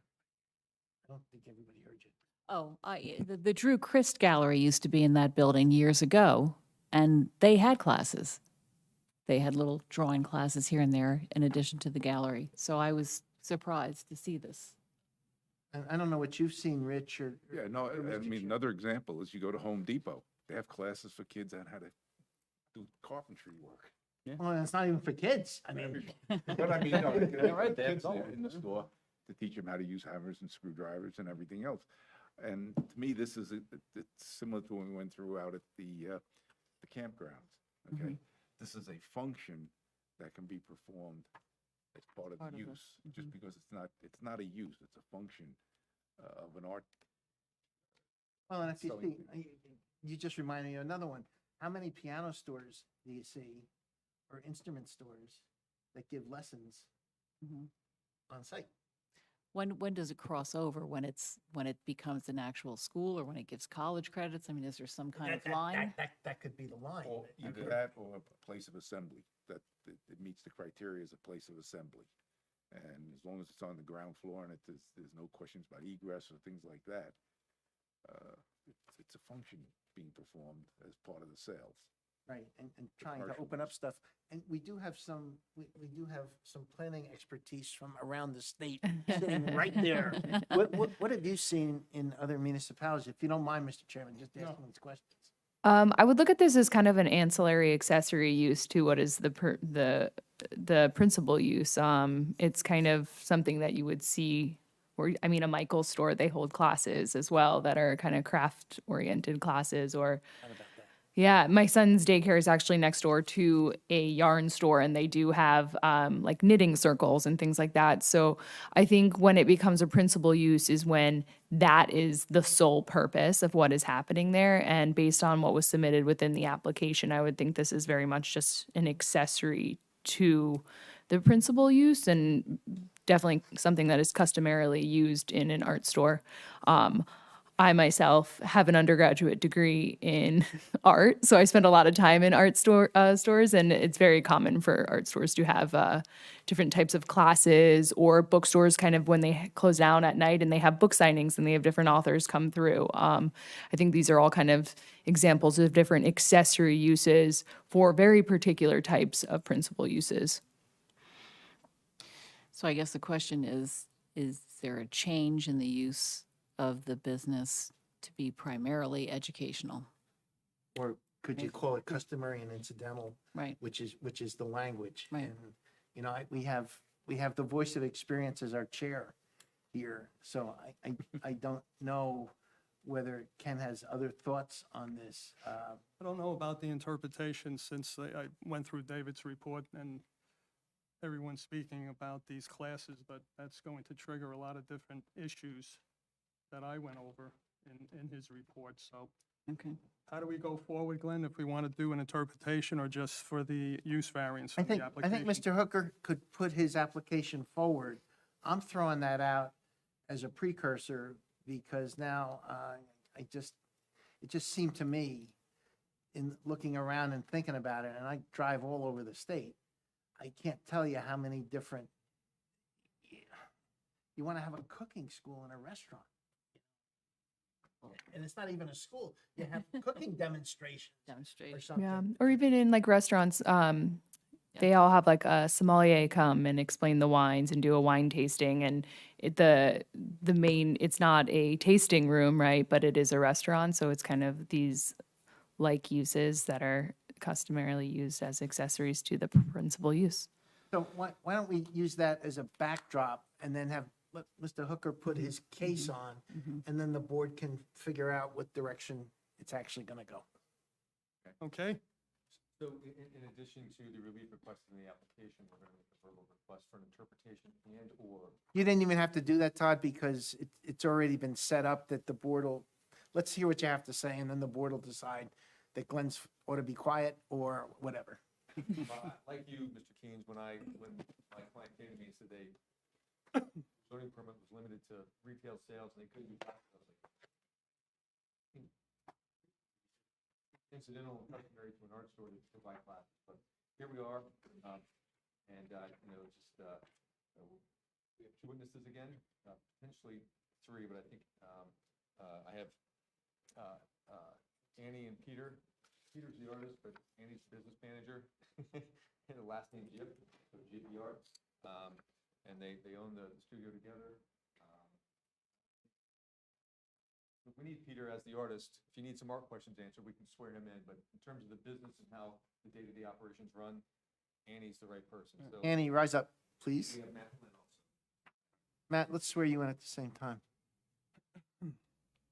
Both of you, would you please raise your right hands? You both swear to tell the whole truth and nothing but the truth. Proceedings before the board tonight, so help you God. I do. Who are you? My name is Annie Figueroa. Spell it, Annie?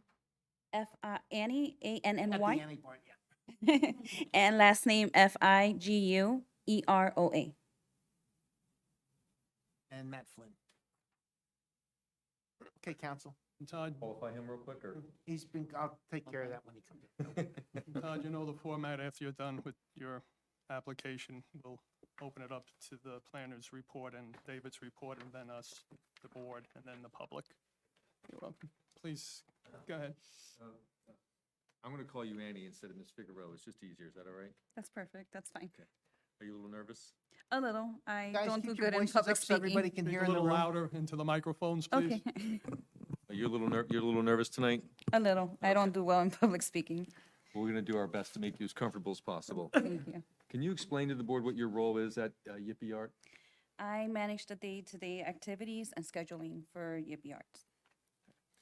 What hours of operation is open for retail sales? For retails, we are open 11 to 6, 11 a.m. to 6 p.m. If the board allows either through an interpretation or a use variance, Yippee Arts to hold classes, what would the hours of operations be? Well, let's start, maybe back that up. What types of classes does Yippee Art want to give at its studio? So we are focused on therapeutic art. Our classes will be a guided creative process that promotes emotional well-being.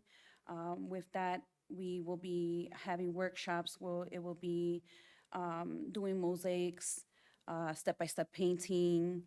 It'll be all different types of workshops that will involve art.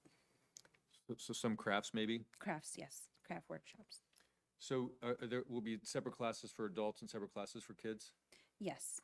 So for adult classes, what would your hours of operation and days of the week you'd want to be able to host adult art classes? Can I just call them art classes? Yes. Okay. So for those classes, there will be 5 p.m. to 11 p.m., and that'll be throughout the year. And how many days a week? It varies, so it will be, I would say maybe like 3 to 4 days a week.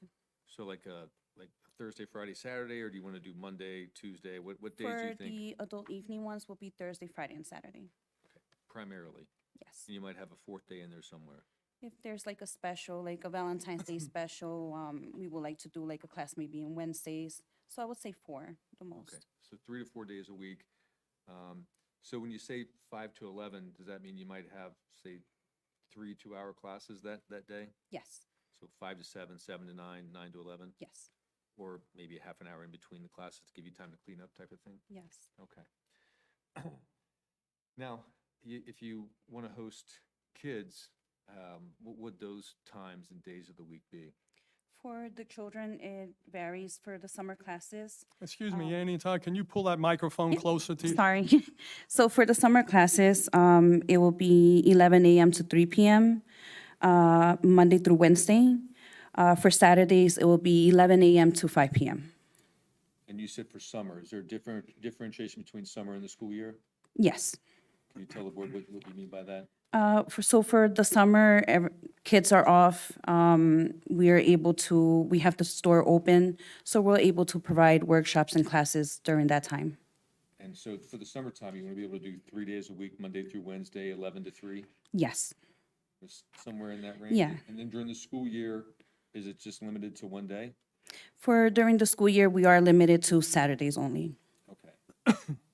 And that would be in the afternoon? For Saturdays, we're thinking 11 a.m. to 5 p.m.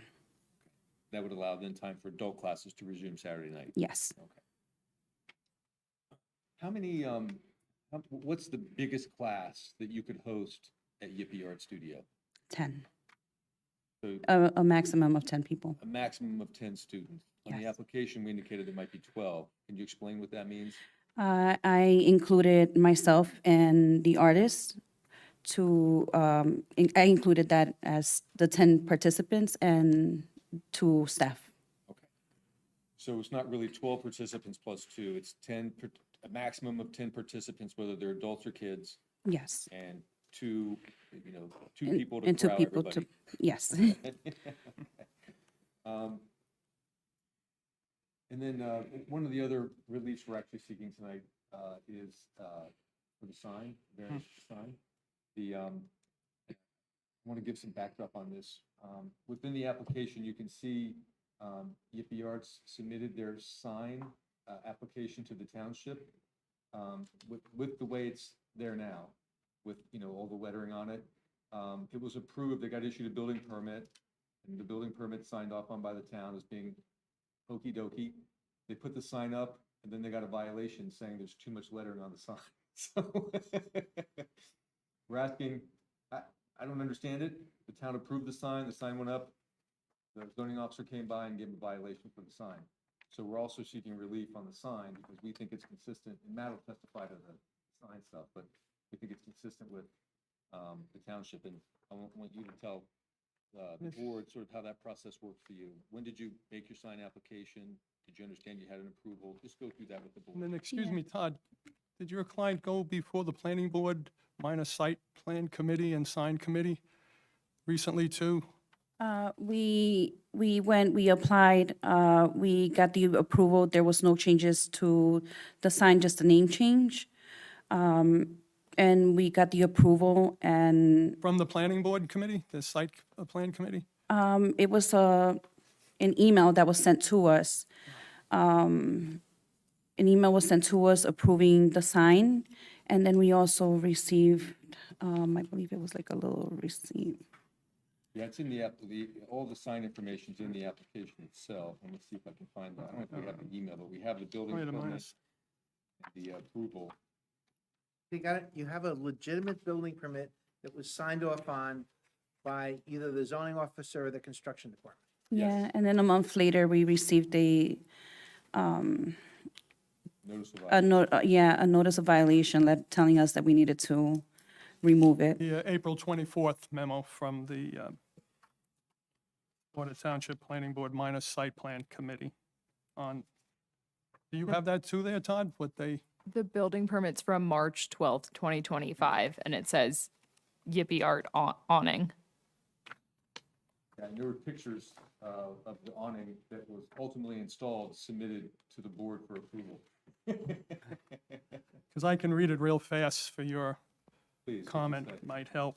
They said the sign ban should be limited to the Yippee Arts name and logo. Advertising slogans are not permitted and are not consistent with the surrounding businesses' signage. The banned sign shall not exceed 50% of the wall width to which it is attached, or 12 feet, whichever is less. The name and logo on the sign and awning counts as an additional sign and follows the same requirements as noted above. The Yes, We Are Open sign counts as an additional sign as well, and internally lit signs are prohibited. Comprehensive sign plan showing the size, configuration, location, color, and letter style must be submitted with the application along with the type of material being proposed. The TCC zone calls for natural materials. Please refer to all design standards that are available in the zoning office. If the application requires a waiver from the design standards, it must be referred to the planning board for consideration. I haven't seen that memo. Did you ever? Andy, did you ever get that memo? Yeah, I think so, yeah. This was after it was approved, I believe. So the building permit was issued, the sign went up, and then the memo came out. That's right. so, They had some confusion, so we're gonna ask Right. this board for approval of the sign. We have pictures, it's consistent with the Honore sign, the Plaza Barber Shop sign. They all look exactly the same, but we have pictures to show you, but all right, please continue. we might as well do that. Mr. Flynn's gonna talk about the dimensions and all the other things, but I think it's appropriate to mark the exhibit now and to just show you the signage we're talking about.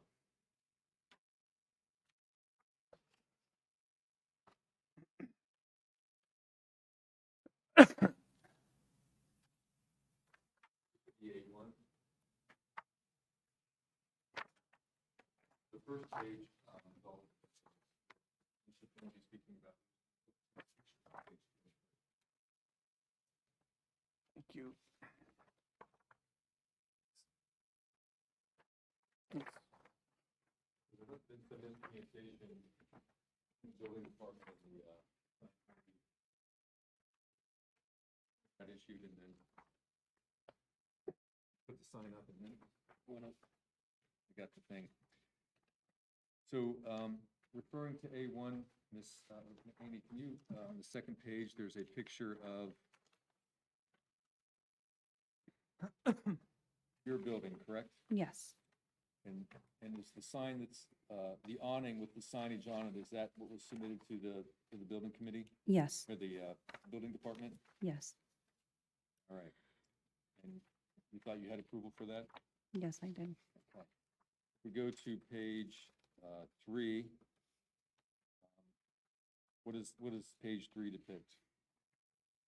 Excuse me, Todd, would you mind using that handheld microphone? Oh, thanks, Lindsay. Make it a little easier. Thank you. Are you able to, I mean, everybody can see it, so, does this depict all the awnings that are on the separate businesses that are on this building? Yes, those are all the signs. So, other than the signage area is consistent with the barber shop and the Honore, correct? Yes, we follow the same consistency. That was you tended to follow what was Yes. there, correct? Yes, You weren't trying to sneak anything by anybody? no, And then the fourth page shows Honore from the front, correct? yes, And each of the businesses has their name at least 3 times, correct? The Honore and the Plaza Barber Shop, correct? yes, correct. And yours is only on there twice, correct? Only twice, yeah. In any event, when you had the awning hung, you thought you had approval from the township, correct? Yes, I did. Now, one of the other things that is an issue is the open sign that's lit in the window there. You see that? Yes, There's also one of those in the adjacent, in the barber shop, correct? yes. You had any reason to think you couldn't have an open sign like the barber shop had? There's open sign like that on the barber shop. There's one like around where the ice cream store is. There's a few open signs around, and I thought that that was okay too. I didn't think that we needed a permit for that. And then there's a sign on the front door for your hours, correct? Yes, So those are the multiple signs that have been found offensive. Anyway, Mr. Flynn will talk about the variance relief we're requesting from that. I don't have any additional questions for Annie at this point in time. Okay. Then I guess Mr. Flynn is next. Come on Thank up, you, Matt. Annie.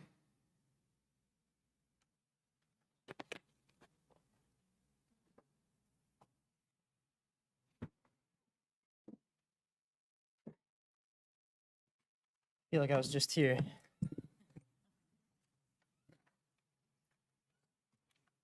Mr. Flynn, can you please explain to the board why you think either an interpretation or a use variance would be appropriate, and why the variance relief for the signage is consistent or not inconsistent with the zone plan?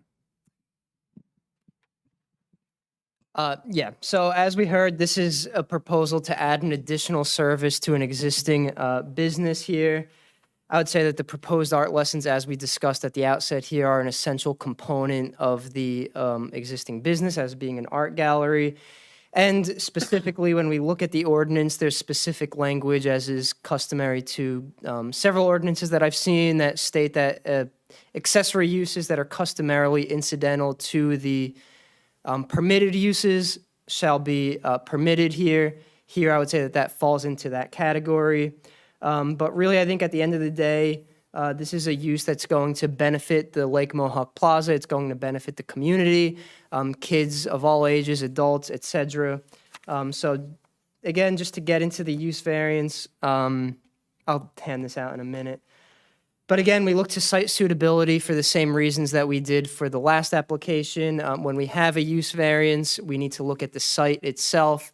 Can it accommodate it? Is it a ideal location for the use? Here, again, this is complementary to an existing business. We're not introducing something that's wholly new to the area. When we look at most of the permitted uses in the zone, most of them would not really be able to be accommodated in the space that we're talking about. This is a highly permissive zone that permits things like restaurants, mixed use, theaters, bed and breakfast. Here we're talking about a relatively small space in this multi-tenanted business. So this is a good fit for that space, I would say. And also this is a highly walkable area, again, as we know, right in Lake Mohawk Plaza. So this isn't the only thing to do in the area. As we know, there's several other shopping opportunities, restaurants, and the like. Really, you can make a whole day out of this, whatever age group you happen to be in. This is an added activity for you in the area. So complementary to the plaza itself. In terms of the positive criteria, again, we look to the municipal land use law, the purposes, the reason we have zoning in the first place. Purpose A, promotion of the general welfare. As we know, art has many benefits: educational benefits, child developmental benefits, therapeutic, self-regulation when we talk about kids, cognitive benefits, giving kids an opportunity to express themselves, giving them an outlet, allowing them to explore that creative facet that is ingrained in us. In terms of community and cultural benefits, again, this is a use that can serve all ages. In terms of cultural benefits, cultural literacy, this is something that can give kids an opportunity to learn about culture, art. And finally, I would say importantly, this is a safe after-school activity, which we know is something that's very important to what we like to call neighborhood-oriented areas, giving kids a safe activity to pursue after school, keeping them out of trouble, giving them a nice hobby to take care, to spend their time doing.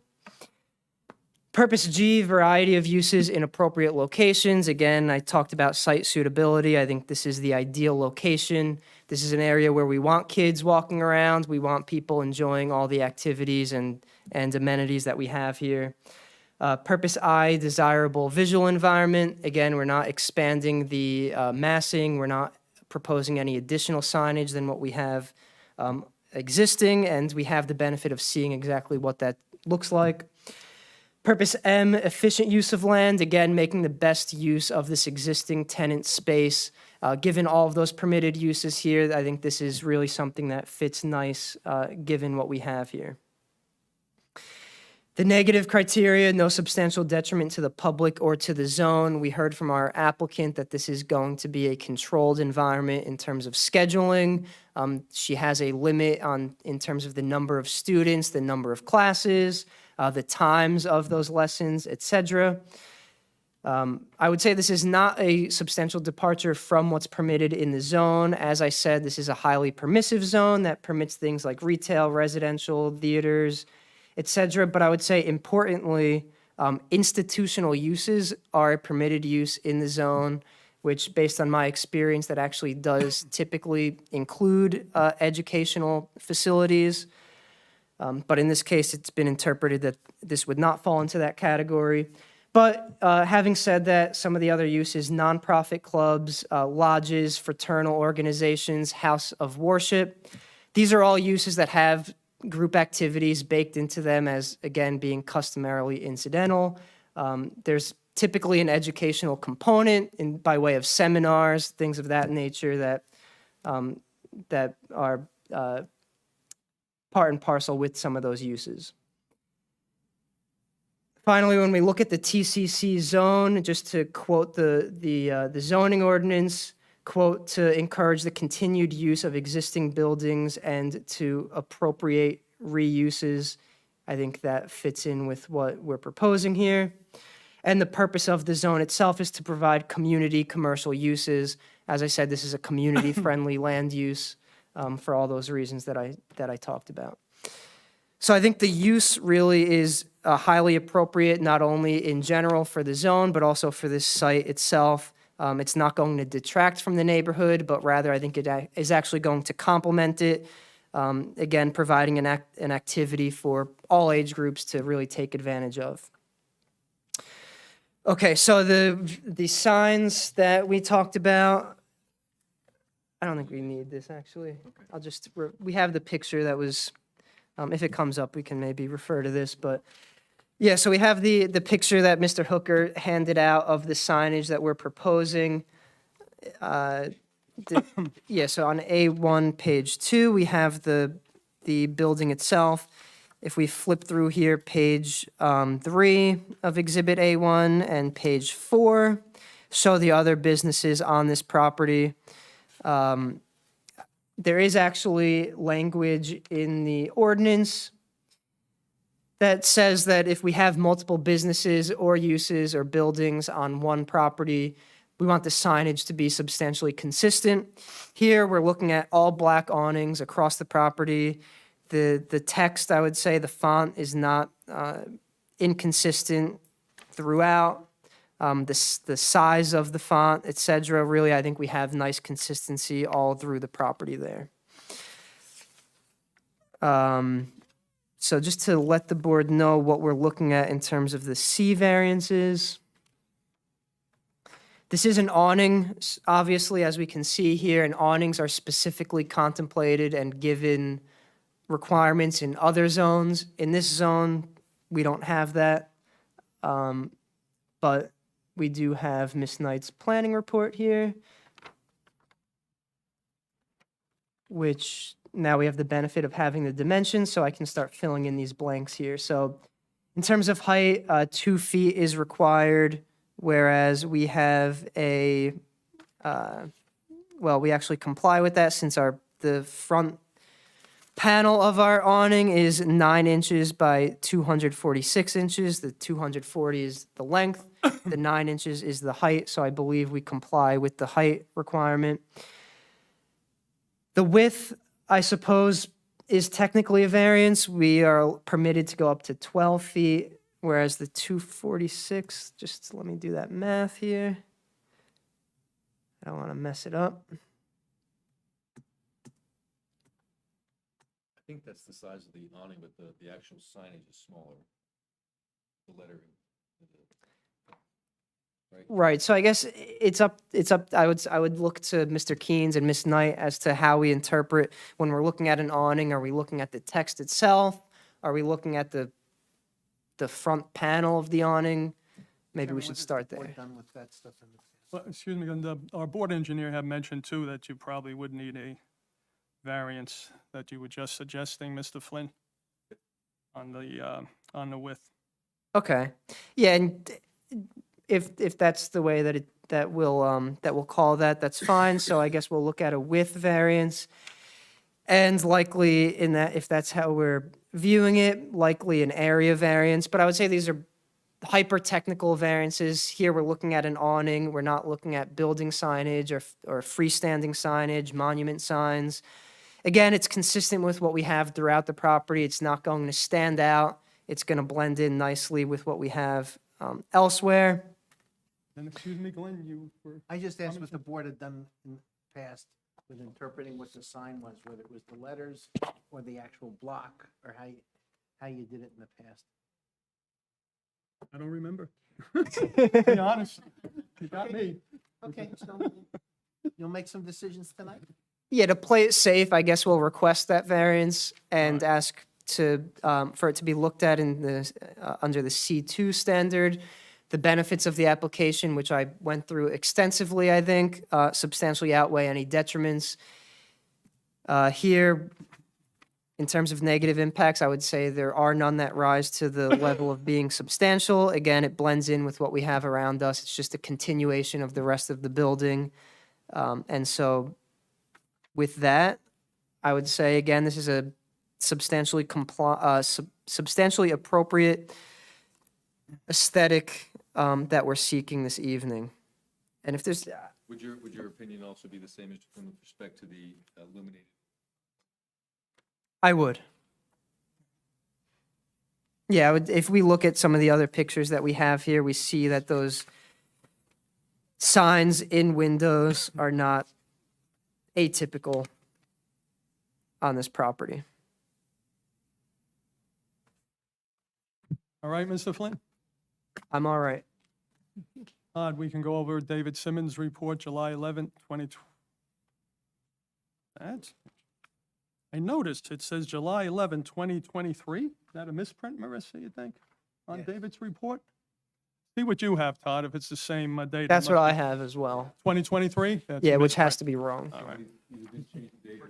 Guys, if you look at the next page, it's got the right date. Yeah. At the- See that now? In the header.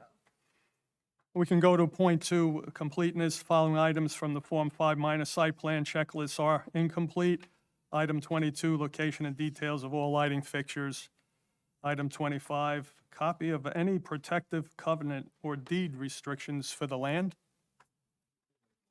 Yeah. Correct, There is an approval from the lake in here. yes. Everything that we're asking the board tonight for, the lake is already approved. They just must have come back and say we got the variance or didn't, and we haven't changed anything prior application. All right, good. So their letter's in here.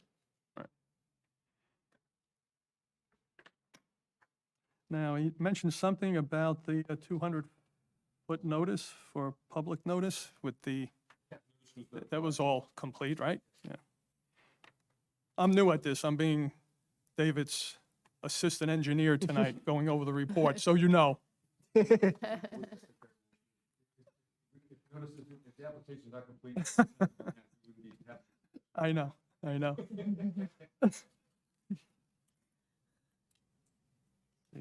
We can go down to zoning 3B. He mentions besides the awning and signage, applicants not proposing any exterior changes to the existing building or subject property. Based on the property survey submitted, existing setbacks and various bulk requirements do not meet the requirements of the TCC zone. However, these are existing conditions which are not being increased by proposed application, which we know. And 3C, the proposed R classes are not permitted in the TCC zone. A use variance is required. Go to 4, site plan A, the depth of the proposed awning to be provided and confirmed. Based on the Artisan Awning Company invoice 6863, it appears the awning will project 28 inches from the wall it is mounted on. Based on the property survey setback shown, the awning would still be within the limits of the subject property and not encroach over to the road right away. The applicant to confirm the awning depth, which I think you covered, Mr. Flynn, the awning depth. Do we have that on here? Some of these dimensions, but it is consistent with the invoice that and all the other pictures are submitted. for the application. All right. Parking circulation, 5A, the applicant indicates the R class would consist of a maximum of 12 people and occur in the afternoon, evening hours. He asks about the hours, time, et cetera, which you covered. Subject property does not have any on-site parking spaces, and patrons will have to use the parking in the White Deer Plaza area or off-site locations. Applicant to provide testimony on the estimated number of parking spaces required and the duration of the parking spaces will be occupied. I think we didn't cover that directly, Mr. Chairman, but if there's 10 people and they all drive separately, we need 10 spaces in the public lot down at Lake Mohawk, unless they're members, which they get to park for free. Right? Because there's Good point. Lake Mohawk parking and there's non-Lake Mohawk parking. If the white spaces are for members, the yellow spaces, you pay by an app. You guys have all been down there, you know? So, and even. Microphone, Todd. Thank you. Correct. The parking in the Lake Mohawk Parking Plaza is, white spaces are for members. There's no charge if you're a Lake Mohawk member. If you're not a member, it's the yellow stripe spaces, and you pay on your phone by an app. So if there's 10 participants and they all drive separately, it'd be a maximum of 10 spaces. You know, but some people might come together because a lot of people, will, especially the adult classes, you know, they'll say, hey, let's go down and do this class together, and maybe they'll drive together. So, but a maximum of 10 spaces for parking requirements. And then we discussed the hours and all the other stuff Right. that Mr. Simmons raised. Thank you. No storm drainage mitigation required. Lighting plan 7, plans do not indicate if the facade signage will be illuminated, and if so, how and during what hours? Well, the open sign is only on when they're open. She testified about the hours. Right. Of course, no exterior changes, no landscaping proposed. Utilities, we know the existing building is served by a township water system, septic system. No upgrades needed. Signs, point 11, which we covered, but for the record, no individual sign should exceed 24 square feet. Provide dimensions of the proposed awning signage. Well, that was a variance, yeah. When we get to the maximum sign height shall not exceed 10% of the wall height or 2 feet, whichever is less. And the maximum sign width shall not exceed 50% of the wall width or 12 feet, whichever the less, and we know you need the variance for that. The sign on the awning appears to be one color, correct? Please confirm. It's just white, correct? Yes. No environmental impact statement was necessary. Then miscellaneous approvals, Sussex County Planning Board, site plan waiver, and Sparta Township construction official for signage. And then, of course, we'll need the as-built plans upon completion of the project. You kind of have them already, but we can resubmit them. It's not on a Well, county. that's David. He's very particular. Yeah. We'll resubmit the as-built pictures.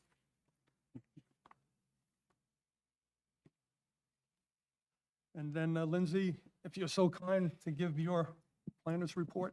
Yeah, so just out of curiosity, I did the, using the lettering sizing to determine the width, and I believe that you're just under 12 feet. I think it's like 11.16 feet, so. We don't know what the board is using, if it's the size of the awning is the width, or if it's just the lettering.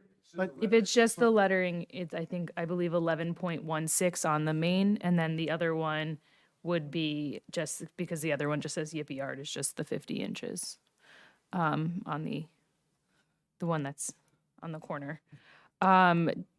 So in my opinion, I think if it's under those 12 feet, it would not need that width requirement. And I'm not sure how, I typically would just do the overall size of it. So you just take the largest letters, largest width, and do it that way. I believe that is how it's calculated as well here. And I just had one question regarding I just was looking quickly on Google Earth Street View. There are two open signs and then a light up palette of paint on so this is also from May of 2025, so these may have been taken down as well. Yeah. Oh, do you have, how many open signs do you have? Yeah. 1 or 2? Okay,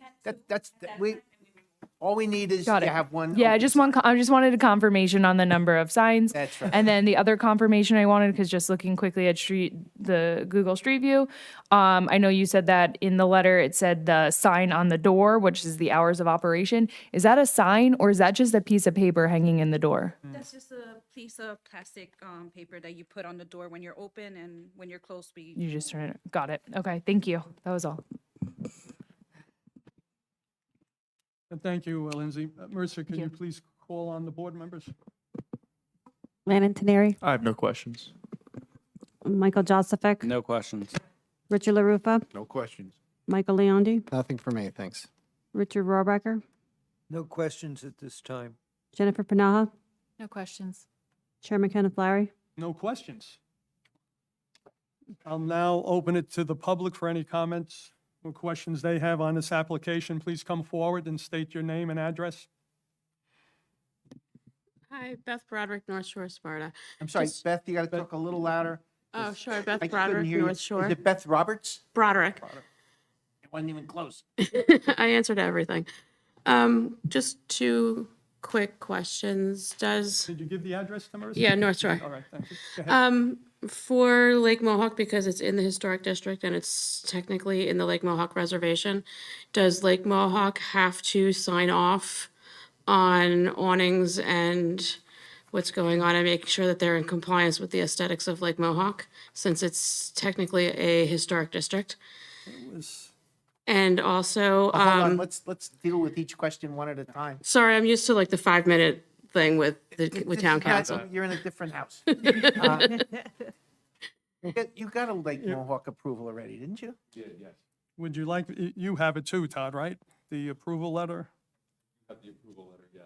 It was. Yes. Okay, and then I fully support you. I grew up in Lake Mohawk, so I get it. In fact, my father went to the barber. Would you please address the Sure. board? 'Cause So we the can't other hear you. question I have is with the parking. It's kind of you kind of touched on it already. But with parking, has that been addressed? Because the plaza's pretty tight and they have a 2-hour limit up in that plaza. So I just wanted to make sure that that's been approved and, also everything's kind of been run by Lake Mohawk and their board of trustees as well to keep them happy. Because I'd hate for them to come back and change everything after the fact, so. Yeah. Everything that's being presented to the board tonight has been presented to Lake Mohawk in their planning review committee. Okay. We have the approval from Lake Mohawk dated January 9th, 2025. It's in the application, which if you had come down, you could have been able to see. But yes, it's been approved by Lake Mohawk. It's only 10 people. I know, and I'm fully on board with it. I just want to make sure that there's, we're all above board. Thank you. Thank you, Beth. Yep. Anyone else, please come forward. If not, it's now closed to the public and back to the board. So, Todd, you Yes, were sir. asking about the interpretation or the actual application as use variance. Yes, I mean, so again, I was surprised we had to be here for a use variance.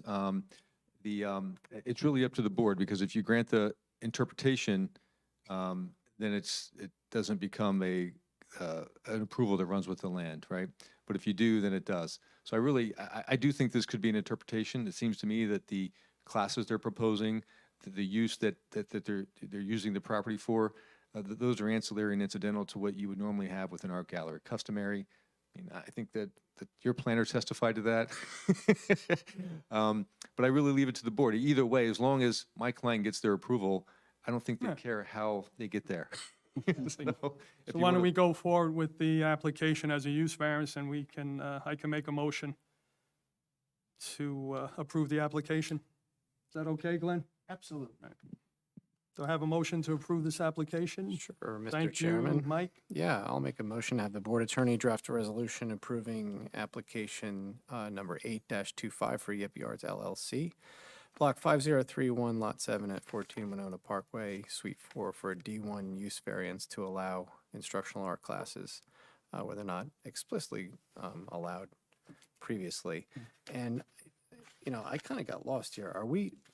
Do we really need a C variance after all? Or do we not for the width? For the width, we Because do. we've got two. The width of what? The sign. That was what you I were, thought you heard from your planner that you don't. That's, oh, that's now what we I, don't. that's what Oh, I listen- heard. Oh, all right, I Yeah, misunderstood. just Sorry. using the awning dimensions that they provided, there's lettering sizes, and using those calculations, I was able to determine that the width of the Yippee Art Gallery, and You Think It, We Create It, would be under the 12 feet, which I believe is less than 50% of So the. how can we Wasn't there provide- something about the logo? I mean, about the, it's just a logo and the name, not the tagline. So would they need anything for that? Yeah, how do we Yes. clean Well, this up? So the total square foot, if we're doing the lettering itself, the total square feet that we have with all the slogans and is 7 square feet. We're allowed to go up to 24, so we're still substantially under. I think what I would want to avoid any future issues is that the sign as presented is approved and with one illuminated open sign allowed. So the awning with the signage on it as presented to the board, which is how it exists today, yay, it's been approved. and was previously by, Yeah, my client thought it was, but then it wasn't. right. That's why, I think that's the way to go. Yeah. Rather than try, and. What was that, Glenn? It's your Uh, suggestion. Yeah, I was just saying we should just formalize everything that they have as approved, maybe, so that they don't, there's no question at all. Well, and the method to the madness, which I think is really good, is already got permits Right. for all the stuff anyway. So if you take it and you affirm it and say they've gotten all the variances, they've all been subsumed under everything, that way, if you missed one little nick of a corner or something that Matt Flynn was talking about, you're gonna drive yourself crazy. But we never miss, Glenn, you know that. Well, and if we have all the Right, measurements Mike? for everything, then the next, if, should they go to another spot, then we have that all recorded for what the next person can do. Well, good luck figuring it out. But All right, Mike, you can. So how about can- amendment accepted Good. on that? Get a second? Second? We need a second, please. Second. Second. Any discussion? Marissa, please call the roll. Landon Teneri, Yes. Michael Joseph, Yes. Richard LaRufa, Yes. Michael Leondi, Yes. Richard Rohrbacher, Yes. Jennifer Panaha, Yes. Chairman Kenneth Larry. Yes. Congratulations and good luck. Thank you. Congratulations. Never had that before. Oh, you want to waive your right to the resolution? Well, I want to just put something on the record and help me. Wait. Just help. I think the board's been more than helpful tonight. So the last question that I have of you is, what else is it that you need to construct or put on the site as a result of the decision that the board rendered tonight? Oh. You could certainly, did you just ask for that? Okay. No. The board's all right, but quite frankly, I don't think they have to wait for it. Right. But is the board willing to waive, to allow them to waive receipt? The chair will entertain a motion waiving. So moved. Second? Second. Second. All agree? Aye. Yeah. Aye. All right, Aye. you're set. Again, good luck. One last point, anyone in the board here for comments or questions for items that were not on the agenda tonight, please come forward. Seeing no one, Thank you very much. hearing is now adjourned. The chair will entertain a motion adjourning. So moved. Second, please. Second. Everyone in favor? Aye. Aye. Thank you. The ayes have it. Good luck. I go down to Stone Harbor.